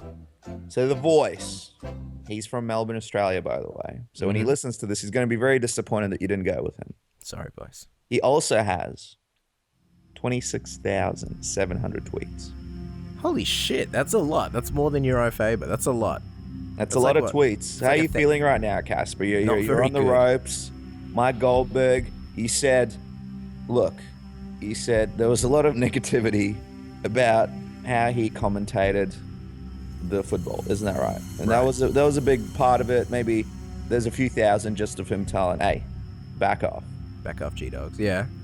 Well, Mike Goldberg is on 6,523. Casper, you're on half a point, just like myself. Damn it, I guess it has to go to the $1 million round. Yeah. All right, cool. We'll bang this one out quickly because we still got Kirik, and I think he's pretty antsy to get on the show. So your next two guys, Mark Hunt and Michael Bisping. He pulls out the big guns for the last point. Yeah. This is worth $1 million. Now, we know Mark Hunt's tweets. Sometimes they're barely completed. Yeah. Sometimes, and he does tweet a lot. Then you have Michael Bisping, who knows the promotion game well. So I'm going to go against our local man and say Michael Bisping. I'm gonna lock that in cash for $1 million points. Is that correct? Well, I'll tell you in a second. Michael Bisping, the thing is, you can say anything about Michael Bisping and he will respond. Like, if anyone says something like, not even remotely trash talk, Michael Bisping will be on you. But in saying that, I feel like it's Mark Hunt, because he tweets just the most random things. If Mark Hunt's getting a burger, if he's doing anything, if he's playing like PlayStation, he'll tweet about it. So, who'd you lock in? Bisping. Bisping. Alright, Mark Hunt, 14.4 thousand. How you feeling? 14.4 thousand? For Mark Hunt, yeah. That's like the second highest that we've had today. So I'm sweating. I'm sweating right now. Well, you should be, because Michael Bisping just earned you $1 million points, 19.5 thousand. Oh, you sassy dog, you. You're a rich man, Dennis Scrotum. So what am I on? 1.5 million points? Yeah. Okay. All right. Carry that remainder. All right, give me my two so we can chat to Kirik, and then I can be rich man as well. All right. Well, as they say in Hollywood, let's cut to the chase. Main event. Last two pair up. These guys from the Miletich camp. One man had some negative things to say about Dana White this week, Tim Sylvia. The next man, well known for his commentating, was the leader of the Miletich camp, Pat Miletich, ex-UFC champion as well as Tim. Yep. These guys are teammates, friends. They're both sort of out of the public eye. Tim Sylvia more so. Who do you choose, Casper? I think this is easy money. I think Tim Sylvia, because I've seen Tim Sylvia, like, you can get a news article and like Michael Bisping and Chris Weidman were talking trash, and you'll go through those tweets and you'll see Tim Sylvia like put in his 2 cents. Tim Sylvia gets in on it, even though he's not fighting anymore. He likes to get amongst it, and I don't know. I think a lot of fans hit up Tim, and he responds to them. Pat Miletich. Again, older guys just don't tweet as much. I don't even know when Pat Miletich got his Twitter account, but I just can't see him like running down the stairs like, guys, Twitter, it's out, I must get it. Whereas Tim Sylvia, I think he's pretty good to his fans. So lock me in Tim Sylvia for 1 million points. Okay. I am authorized to tell you that it's close. It's very close. Pat Miletich, 17,100 tweets. That's a lot of tweets. For an old guy. Bisping's on 19.5, and that's Bisping, so wow. So you're looking at probably the third highest tweeter from the game today. Tim Sylvia. And it's a difference of thousands. Oh, man. 19,700. Casper. Oh, yes. You're on 1,000,000.5 points. It looks like everybody's a winner today on submission. Everyone's a winner, baby. That's awesome. I feel so good. Guys, let us know in the comments below how you went in Tweet Kings. Let us know what you think of the new segment. I don't know if it's going to be a weekly segment. We're going to be doing it fairly often. Hopefully you enjoyed it. Let us know how you went. We're going to be taking a really, really quick break, and we'll be back with Kirik Jenness from the Underground. Hi guys, it's Jana Jędrzejczyk, UFC strawweight champion. Listen to Submission Radio. All right, guys, as we mentioned earlier on at the start of the episode, we have a very special guest for a breakdown on the episode today. We have none other than Kirik from the MMA Underground. He's an absolute legend. We're so happy to have you finally on the show, Kirik. It feels like a long time coming, and here you are, first episode of Submission Radio. Welcome. Thanks for having me. It's people throw around the word honor all the time, but I really do feel honored to be on there. It's one of my favorite podcasts, and it's definitely my favorite newest kind of thing to come on the scene in the last 2 years or something. You guys are the shit, and I'm happy to be here. Well, you better believe that quote right there is going up on the website. You guys are the shit, Kirik Jenness, the Underground. We're massive fans of your work as well, Kirik. Obviously, you're a pioneer in the sport. Your website's one of the websites that really sort of kept the sport up and running when it really was just down to the internet saving the sport. And we frequent the Underground forums as well. So to anyone who's listening, you guys should definitely sign up for an account. Add to one of those like 1.3 million accounts on the Underground and get chatting. Yeah, that's right. So today, guys, as you know, with our big discussions, we'll be breaking down some hot topics in the world of MMA, and me, Casper, and Kirik will be giving our thoughts, opinions, and intimate thoughts on what's happening in this world. So to get right into it, fellas, let's kick it off with the first thing that we want to break down today. Dana White was on UFC Tonight, and basically when it comes to Miesha Tate, he said that he saved her career by canceling her fight with Ronda Rousey and giving it to Holly Holm instead. Now, I'm going to read out the quote that he said. He goes, when you really look at that fight, Miesha has lost to her twice. Holly Holm, WBC, WBA, WBF, IBA, you name it. She's won the belt in boxing. She's 9-0 in mixed martial arts. And if you look at the range and the distance, the head kicks, all the attributes, when we originally brought in Holly Holm, it was to fight Ronda Rousey. That fight makes sense. Miesha, at this point in her career, if she loses to Ronda Rousey a third time, it's a career killer. Now, I want to kick it off with you, Kirik. What did you think about Dana White's comments? And do you agree? Do you think he did sort of save Miesha Tate's career in a way by not giving her this Ronda Rousey fight so soon? one of the things people have to understand about the UFC is it's not a local kids sports team. It's not a local football or soccer league. It's not the World Cup. It's a business. The UFC is a business, and it's in the business of making money. I don't have any problems with that. I don't think they're corrupt. The world, I do think that FIFA is corrupt in certain ways. So I'm not an advocate at all for some nonprofit organization taking it over, but it's a business, and it's a fight between Ronda and the most decorated striker to ever come into the sport is a much easier sell than a trilogy fight against Miesha Tate. And that, regardless of what anybody says, that's the underlying engine behind what's going on. A fight between Miesha Tate, since she's lost twice, is a little bit of a hard sell. And to the average ass in a seat, a fight between Ronda Rousey, this Olympic judoka, Olympic medalist judoka, and literally the most decorated striker to ever come in the UFC is a very, very easy sell. And that's the origin behind it. And it doesn't bother me. Yeah, I'm gonna agree with you. And when you look at those comments and people saying that Dana White saved Miesha Tate's career, I think, well, when in the past has the UFC ever not made a fight to save somebody's career? And I'm not talking about not making fights because it's going to help a future contender. Like people talk about Conor McGregor's favorable path towards getting a title shot and being ranked so high, etc. I'm not talking about that. I'm not talking about giving people easy matchups. I'm talking about not making fights because it's going to kill someone's career. Like, I don't know, even just recently, look at Nogueira. They matched him up against Roy Nelson. Like, that to me seems like a suicidal matchup. I think everybody predicted that Roy Nelson was going to knock out Antonio Nogueira. To me, that's a bit of a career killer. And yet the UFC made it anyway. So I don't think the UFC really. I don't think they're not going to make a matchup just to protect somebody's career. And if they're going to do it, they're going to do it to protect an investment and to protect a star, not to protect someone's career. So if they're going to do it, they're not going to do it for Miesha Tate. They're going to do it because Miesha Tate's a draw and they need her to stay marketable. You know, so I don't believe that it's really a kind gesture.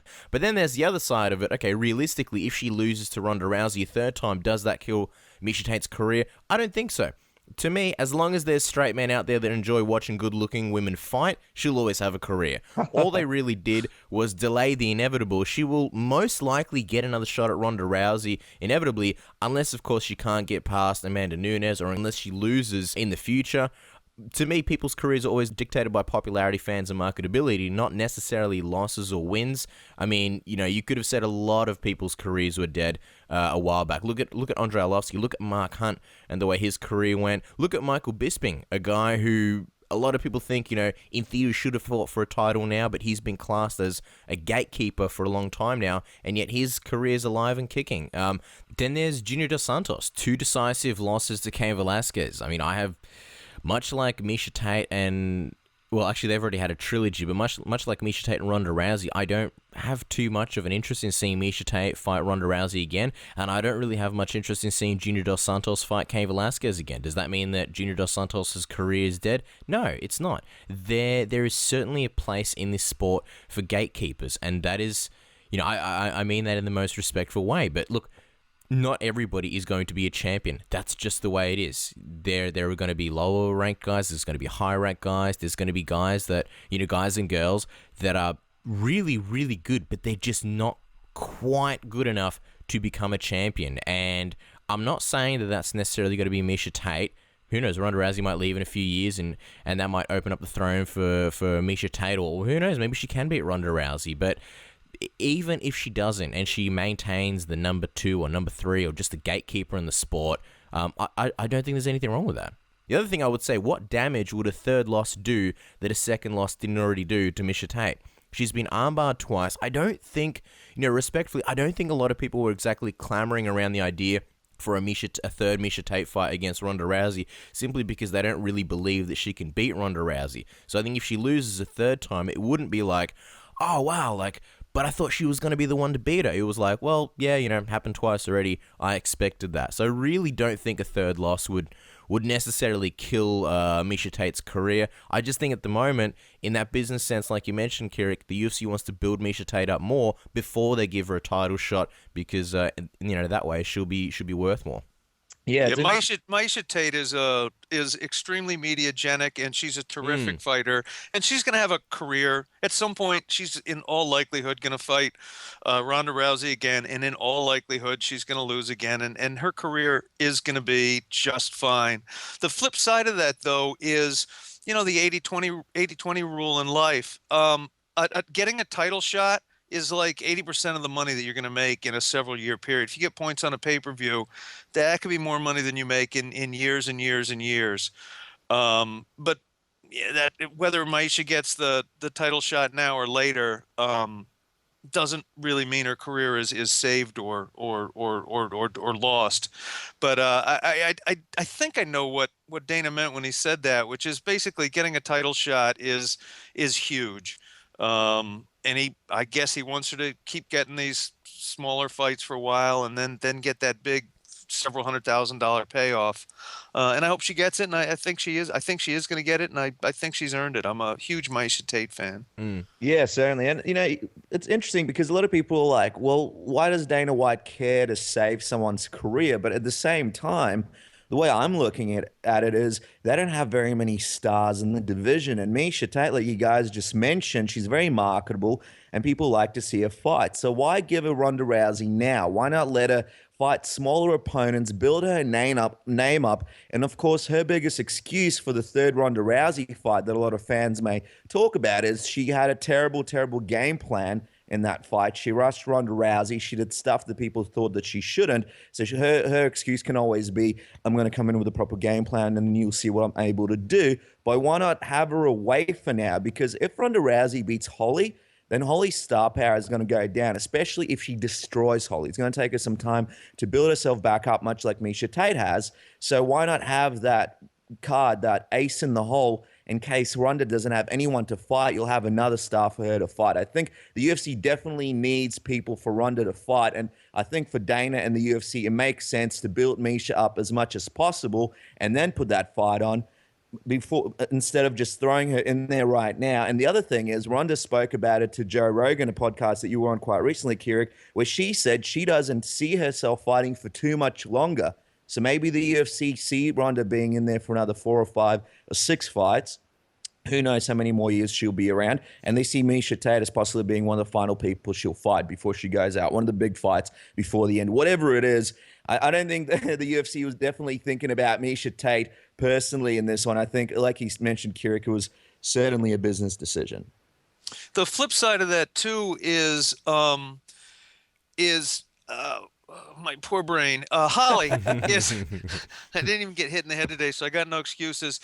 Holly is a huge draw in Albuquerque when she boxes. So to get or when she kickboxes, or when she does MMA, she's a massive, massive, massive local draw.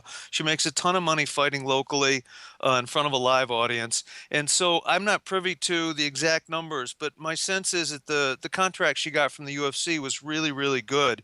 And looking at her last couple of performances, she may lose if she fights a top 5 fighter. I mean, I could easily see her losing. I think right now Sarah McMahon would probably beat the hell out of her. And then you've got this fight with huge marketing potential because she's been a world champion and boxer and all that kind of thing, and it's gone. It was gone for some fight that people don't really care about. So I think the flip side of that is I think they want to rush Holly to a title shot because she might lose, and then what do you have? You got one less possible contender, and there aren't many.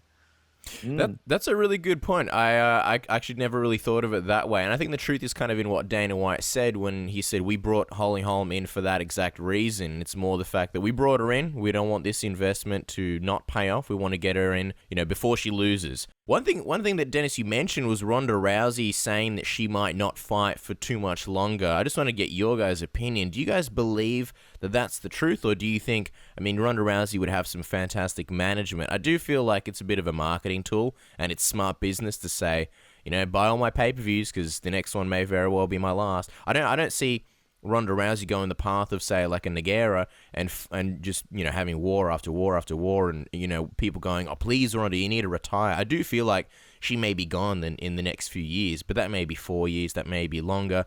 We obviously have to have that cyborg fight before she retires. Do you guys think that it was genuine when she said that she might not be here for a lot longer? Or do you think that was just business? I do think it's genuine. People look at her MMA career that started in, Jesus, just like 2011 or something, and they're like, she hasn't been in the game that long. But she's been a judoka since she was 2 years old. I mean, she's been getting thrown in her head for damn near 30 years now. And she's probably tired of it. I mean, I'm 54 and I still train a little bit, but I wouldn't want to take a fight. And I think after damn near 30 years of getting thrown around, she probably is tired of it. That grind of going to the gym every day for year after year and decade after decade gets old. And I think the other thing that it probably hinges on is whether her movie career takes off. I mean, if she's the next Patrick Swayze, I think she can be like, geez, what do I want to do? Get punched in the gym all day in a stinky gym by a bunch of guys, or have my own understudy and my own little camper that I can go hang out at and make millions of dollars being in the movies. I don't know who wouldn't want to, who wouldn't want to be a movie star instead of getting beat up every day in a stinky gym. So I actually do believe her. But if the movie career does not take off, then I could see her sticking around fighting, because it's very, very lucrative and a huge challenge, and she reaches an awful lot of people with it.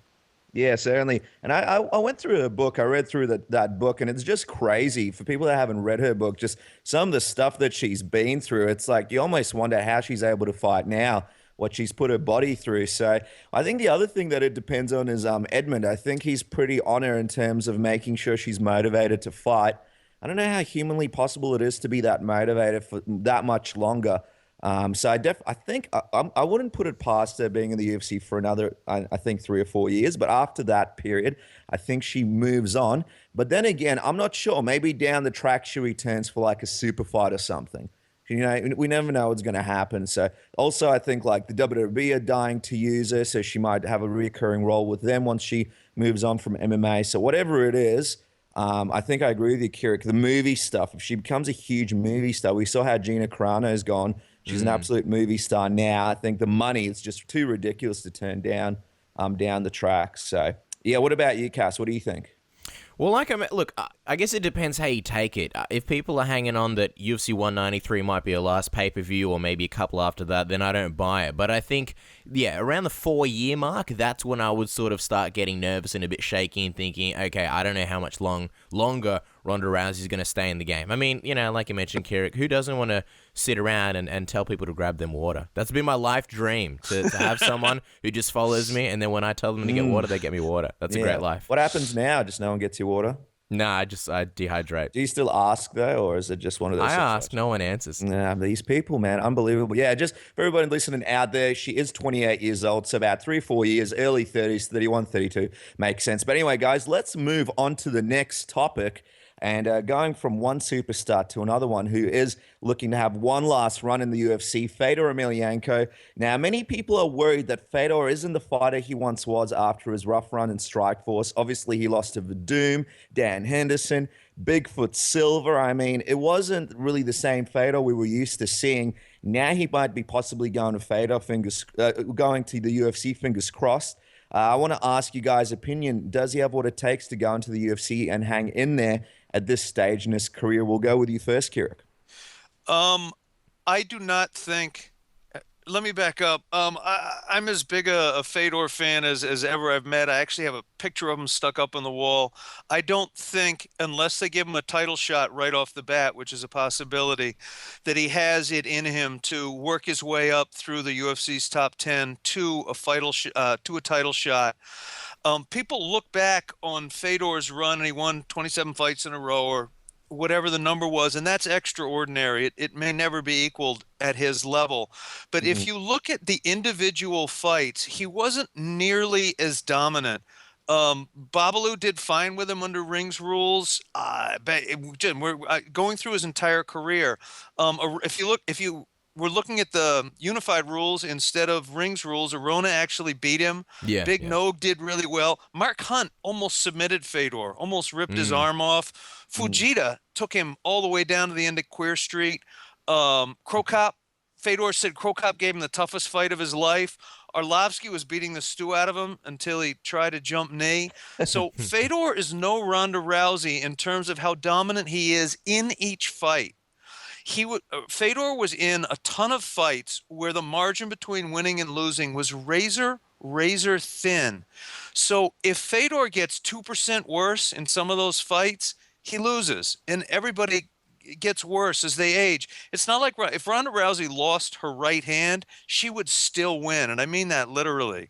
But Fedor dropped by a couple of percent, which is what happens to the human brain. You can't take a shot the way you used to.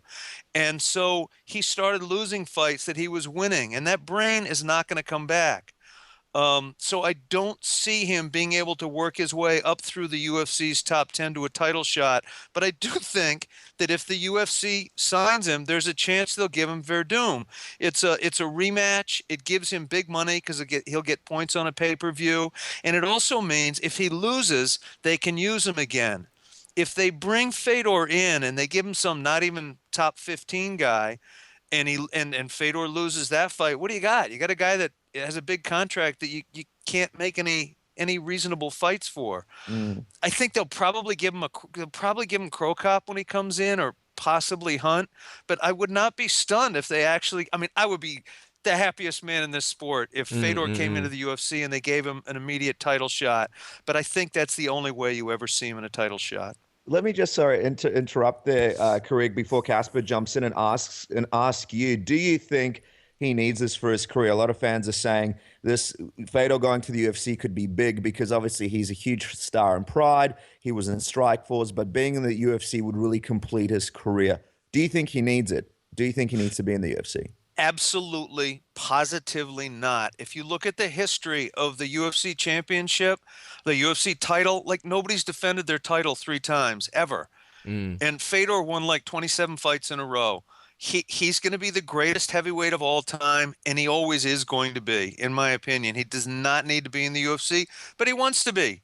It's probably more fun than, fighting in the UFC is a lot more fun than training guys in Stary Oskol, where he lives. But he does not need it. Fedor Emelianenko is the greatest heavyweight of all time, and in my opinion, he always is going to be.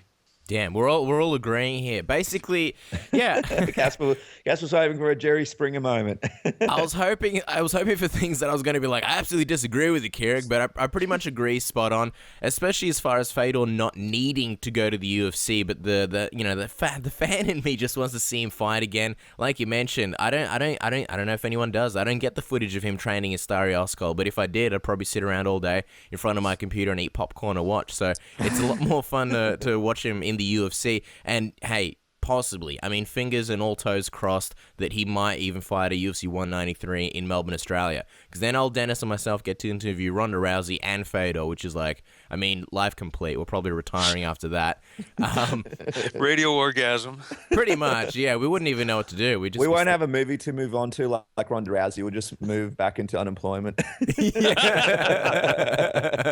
Exactly. We'll be like you, Kirik, though. We'll still have the picture up of Fedor. We'll be like, every day we'll kiss it and be like, good times. But yeah, look, with Fedor, we spoke to Chael Sonnen just a few minutes ago, and one thing that really sticks out in my mind that he said was, nobody gets better at something by not doing it.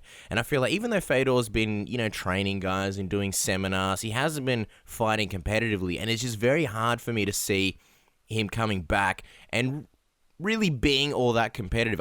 I'm pretty amazed at what you said, Kirik. I never thought about those reasons for giving him an immediate title shot. I thought surely not. The heavyweight division in the UFC at the moment has a bit of a logjam.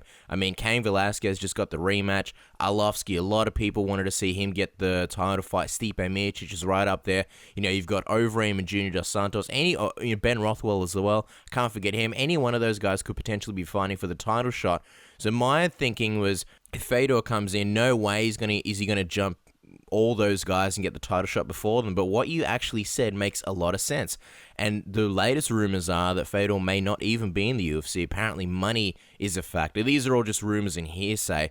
But when we had Vadim Finkelstein on the show, he did say that Fedor's not going to be signing anyone for cheap and that he is going to be wanting a lot of money. So if you're going to have a big investment like that, obviously you don't want him to go, 3-3 or basically like Strikeforce where he, 1-1 and I think lost the next 3. So now I think you've convinced me. I think you've convinced me that if Fedor goes to the UFC, it might actually be a good thing to put him up against Verdum straight away. But in saying that, and I know for weeks and weeks and weeks, we've been so excited about Fedor possibly coming back. I don't know if I've said this on the show. As much as I want to see Fedor come back, I do have that sneaking suspicion that it's not going to be all roses and peaches. I do feel like we'll be excited, and then we'll see him fight, and we're going to be like, maybe you just should have stayed retired. What do you think, Dennis? Yeah, you guys bring up some awesome points, and I have to say I agree with them as well. I'm just excited from the aspect of if he does come into the UFC, the embeddeds, the countdowns, the amazing production value around his life, because he's always been a mystery wrapped in a blanket of unknown. So it'll be interesting to get to know him a little bit better. But one of the things I want to ask you guys is, in Pride and in Strikeforce, and I keep bringing this up because obviously we all love Fedor, so we come up with ideas of why he might do okay. But in Strikeforce and in Pride, he fought a lot of guys on TRT or possibly even on PEDs, just these huge mountains of men that just don't seem possible of how he could beat him. And then he went on to beat him. And now it seems like the heavyweight division, people are looking a lot more natural. You got guys like Frank Mir who are incredibly skilled, but at the same time, have their drawbacks because they don't have much cardio. And we saw his last fight with Arlovski. So in that regard, do you guys think it might be easier for him? If he has a rematch with Bigfoot Silva, it would be a completely different fight, in my opinion, than in Strikeforce, because Bigfoot Silva was a completely different fighter when he was on TRT. Do you think that might help him a little bit when he does fight some of the guys in the UFC? What do you think, Kirik?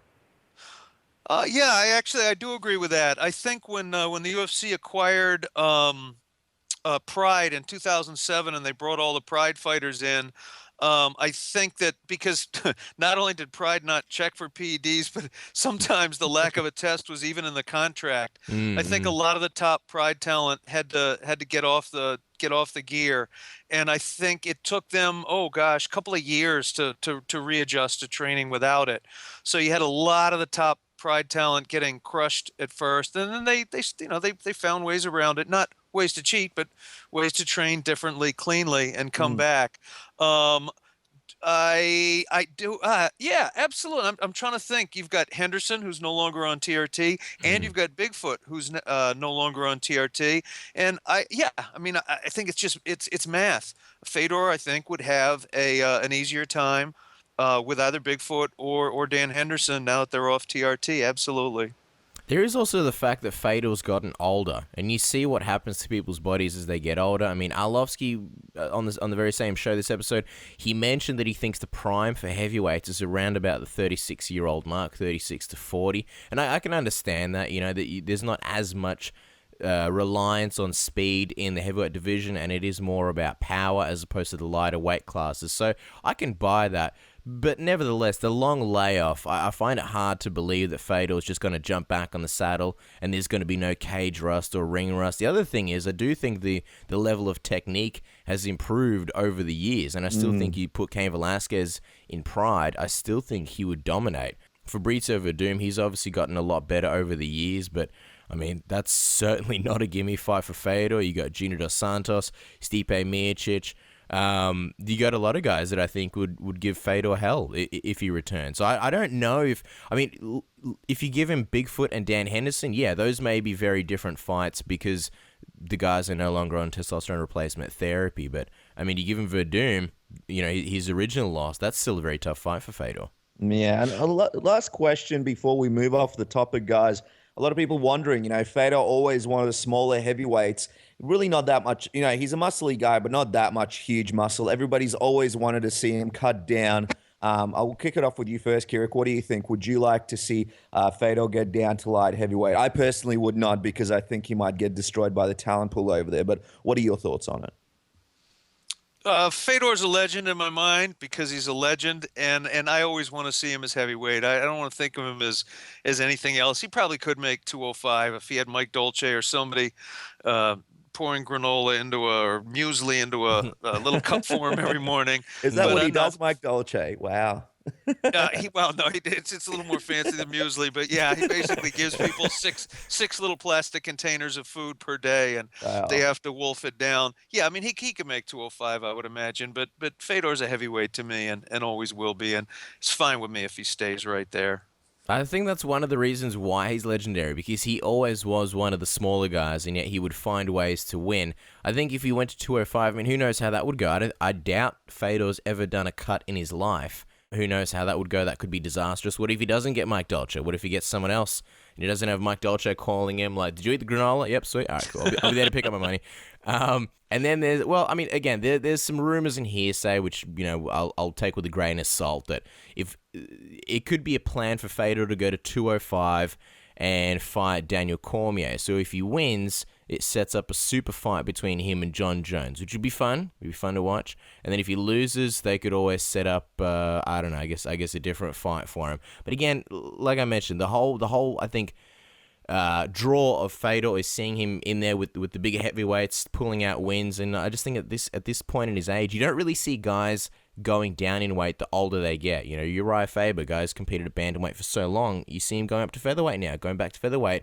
We've had him on the show saying how much he hates the weight cut and how tough it is. Chael Sonnen, Dan Henderson, Vitor Belfort, all those guys, fighting at middleweight, in recent years have been fighting at light heavyweight just because, they've got the gentleman's agreement and the weight cut is tough. So I definitely don't see Fedor going to 205. Yeah, and who helps you in Russia to cut weight other than Vladimir Putin? I mean, that guy seems like he can ride horses and do a whole bunch of stuff. So I see him putting up his hand, being the Russian Mike Dolce. And even if the guy doesn't make weight, you can't say anything negative to him. Otherwise, they'll throw you in prison. So just one of those things in Russia that I grew up with before I moved to Australia. Now, guys, moving on to a different topic, our third and last topic of the day, and this is The Ultimate Fighter. Now, there's a new incarnation of the show with Conor McGregor as a coach and Uriah Faber, which is obviously some people are pretty excited about. But my first question to you fellas is, with the show, there's been a lot of criticism, people saying that it's been going on for too long, the concept is stale, the show's a bit old. Is there still a place for the show in the sport? What do you think, Kirik? The first time I met Dana White, he drove a purple Gremlin and he had hair, and I thought he was just too sweet a human being to run mixed martial arts, and I'm dead serious. Wow. He sat down, he said what he's going to do. He said, we're going to get the sport regulated, and then we're going to get it back on pay-per-view, and then I'm going to get it on free TV, and then it's going to be a big deal. And he did it. He did it through, and he did it through TUF. And now MMA is mainstream in the United States. The role that TUF plays in this sport, as I understand it, is introducing the sport sort of to the masses, and that's done in the United States now. The U.S. no longer needs TUF because it is mainstream. What mixed martial arts in the United States, and I'm being rude to my Canadian brethren, in North America, what it needs is stars. The last couple of stars have faded, GSP and Anderson Silva, but now you got Ronda Rousey, you got Conor McGregor. The TUF doesn't drive the sport anymore. Stars drive the sport. So for TUF to survive, it's got to bring some stars on there. I'd love to see Ronda Rousey come back. I think it would be huge. If you look at the history of TUF, I think the most successful one was TUF 10 because it had Kimbo Slice, who he's an underground type of star, but he still had star power. I think TUF is needed to replicate the success that they had in North America and India. I think you need a TUF India. TUF Brazil is doing great. I'd love to see a TUF Germany. I'd love to see a TUF France, but I don't think that North America needs a Tough anymore. And I think if they want Tough to be successful, they've got to bring some stars in there. And the most obvious one, well, the most obvious one is the one they're doing right now. I think the season's going to do quite well because it's got Conor McGregor, but I really think they need to bring Ronda Rousey back on it. And I think the fact that she's on public record as saying, I hated it, it was horrible, worst experience of my life, I'm never doing it again, just makes it that much bigger a deal when she does come back. Well, we saw how much Conor McGregor was talking about not wanting to do as much press and as much media because it was so tough and draining for him leading up to UFC 189. But again, there's that big fat paycheck, which he said that always changes his mind, especially about the Ultimate Fighter doing that. So we'll see if we can get Ronda Rousey doing it again. I think the other problems about Ultimate Fighter is that it used to be about finding future champions, and now it just seems like the talent pool isn't just quite up there. And realistically, it's understandable. When you do it twice a year and you take some of the best guys who aren't in the UFC and you do the reality show about them, surely you can't just go, okay, well, we took 16 lightweights 6 months ago, and now we've got another 16 lightweights who are also the best in the country. Like, I just don't think the talent pool is that big in MMA. And obviously they do different weight classes, but, you know, like back in the day, you had, like, you look at the Ultimate Fighter Season 1, you had so many guys that ended up making it on the show and making long careers, and you just don't really see that these days.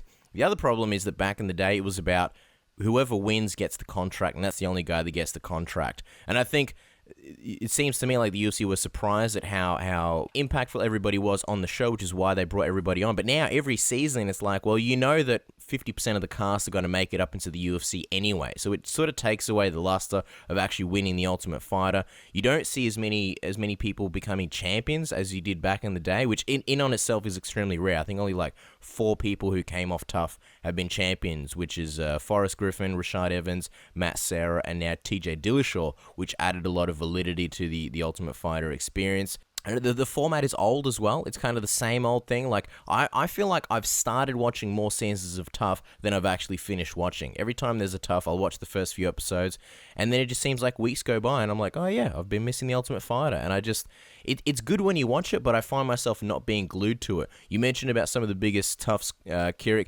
Sometimes you strike gold, and you have good rivalries. I think that's a key to the success as well. One of the biggest exciting parts is seeing the coaches, and I like when the coaches don't get along and you know that it's going to lead to a fight in the end. That's kind of one of my biggest beefs with this season, where you got Conor McGregor and Uriah Faber.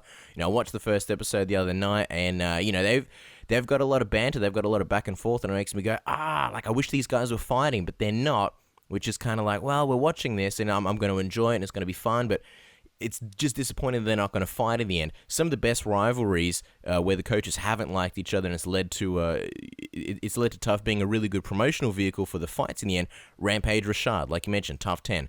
GSP Koscheck, that was a great season where those guys had tension all the time. John Jones and Chael Sonnen, you know, at the time they were two of the biggest stars, and even though they weren't really hating on each other, there was always that constant tension, and it was a great season. Ronda Miesha, that progressed the feud, Bisping and Hendo, Chuck and Tito, even though it never actually happened in the end, and then Bisping and Mayhem. Some of the most boring seasons, though, have been when the coaches have been too polite and just got along with each other. Lesnar, Junior Dos Santos, Cruz and Faber were actually at each other's throats a lot, but the season itself, I don't know, I wasn't a fan of the live format. Carwin and Nelson, Edgar and Penn, and to be honest, I'm not, me personally here in Australia, I don't know about you, Dennis, and I don't know about you, Kirik, I'm not too interested in the Tough Brazils or the Latin America seasons. I just have a hard time connecting with the guys, but I do find it interesting what you say about how it's not so much the North America seasons that matter, it's the international ones, and that's basically what Tough needs. I find that interesting, Kirik. Yeah, certainly. And it's a good point, Kirik, as well, because obviously over here in Australia, we've had a bit of success. Robert Whittaker, most notably on UFC 193 fighting Michael Bisping, actually won the Smashes. So it's a good point there. In those areas, it's certainly still needed. Now, obviously, the UFC still has the Ultimate Fighter running. My question to you guys is, what would you like changed? What can the UFC do to make it more interesting? Is there anything they can do? And I'm going to kick it off by saying I would love to see another UFC comeback season, because there are just so many guys that have been cut from the UFC, that have been fighting on the independent circuits and other companies, and we already know who they are. We already have a connection with them, and I'd love to see them all in a house trying to get back in the company. Kirik, we'll kick it off with you. What can the UFC do to improve Tough? What are some concepts they can do that you think would improve the ratings, would improve the show? Give us your thoughts. I think Tough is a vehicle for breaking mixed martial arts to a public that largely doesn't understand it. So the best thing that they can do with Tough is replicate it in every new market that they can find. As far as the North American Tough, the Big Tough, the Fox Tough, whatever you want to call it, I think they've got to bring big names in. It's definitely a compelling idea. I love that season, by the way. It's definitely a compelling idea to bring in some stars that are out of the show. But I think in the absence of stars of some sort, the Tough is not gonna it's not gonna drive a whole ton of people to the sport in North America. Yeah, I don't know. I've been wrestling with this. I'm not too sure what they can do in terms of changing up the format. I've thought about this, and I don't have a definitive answer. So I'm just gonna say maybe set the octagon on fire, and that would be interesting. I'm sure it'll do ratings at least for the first few episodes.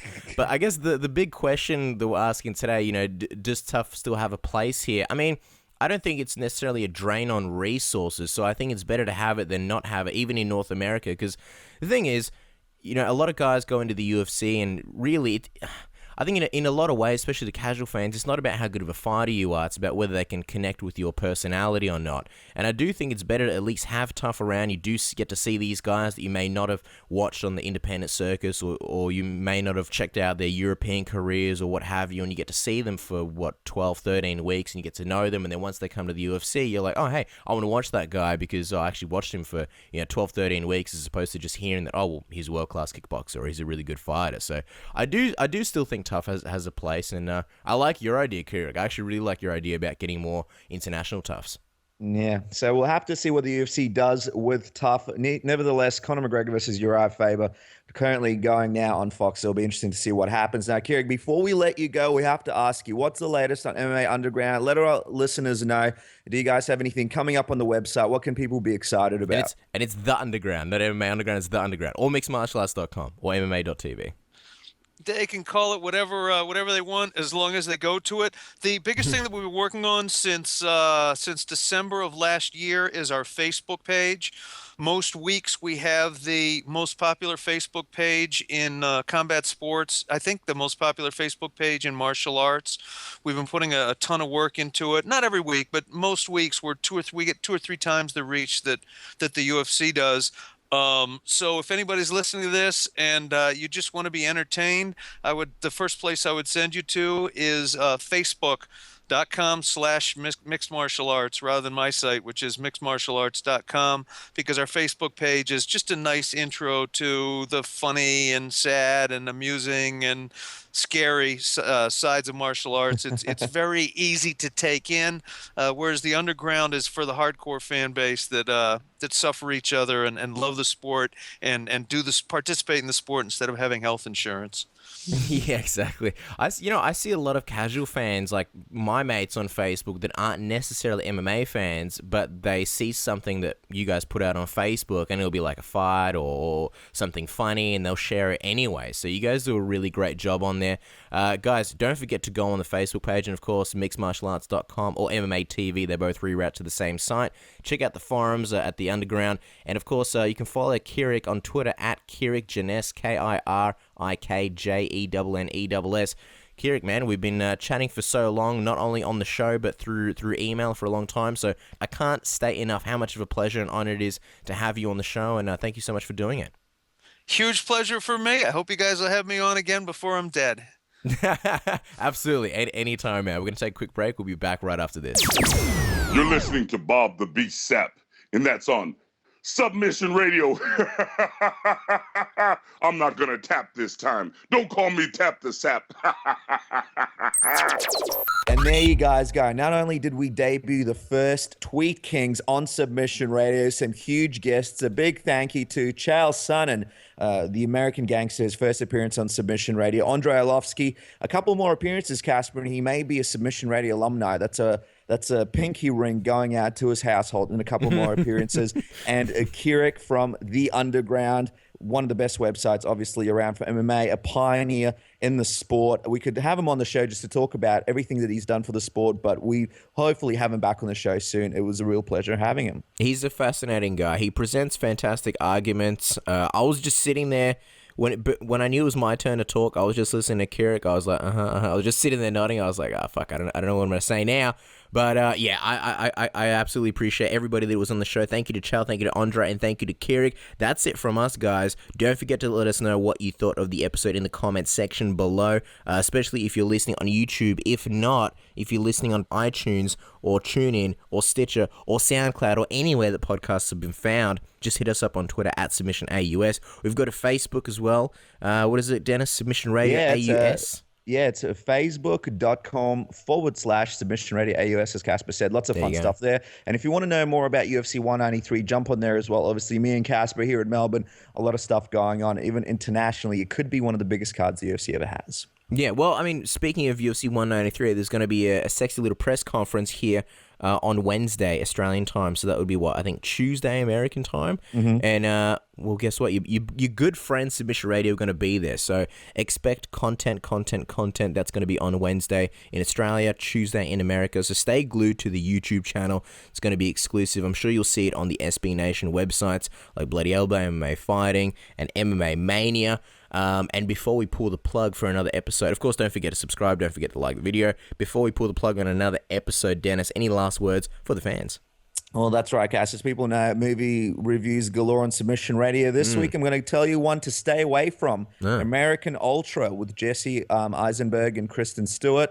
It seems like a good movie, but it was a real piece of crap. We'll give it 1.5 mustaches out of 5. Wow, brutal. Cut to the chase. American Ultra, is that what it's called? American Ultra. Basically, Jesse Eisenberg believes that he's just a stoner, but it turns out he's a secret agent that hasn't been activated yet. Great premise, but terrible, terrible movie. Is good, though, if you're looking to watch something that's not very good. So if you... You sick perverts. Fantastic. So I guess this is a good date movie, right? Because if you're in the back of a cinema with a girl and you want to make out and you don't want to watch a good movie where you actually miss the action and you're like, babe, stop, I want to watch the movie. This is the movie for you, right? You can make out. Feel free to make out guilt-free. It's definitely one of those, or it's a good movie to take your enemies to. If you can get free tickets. Yeah, I know I take my enemies to the cinemas like all the time. I'm like, all right, Steve, you and me at the cinema, 12 o'clock. So, again, American Ultra, is that what it is? American Ultra. Whose mustaches are they again, Cash? Timothy Johnson's. Timothy Johnson. So it's the lowest rating ever on Submission Radio, 1.5 Timothy Johnson mustaches. Oh, man. Godspeed, American Ultra. You can only hope to get more mustaches if you have a sequel. That's it for another week, guys. We'll catch you next week.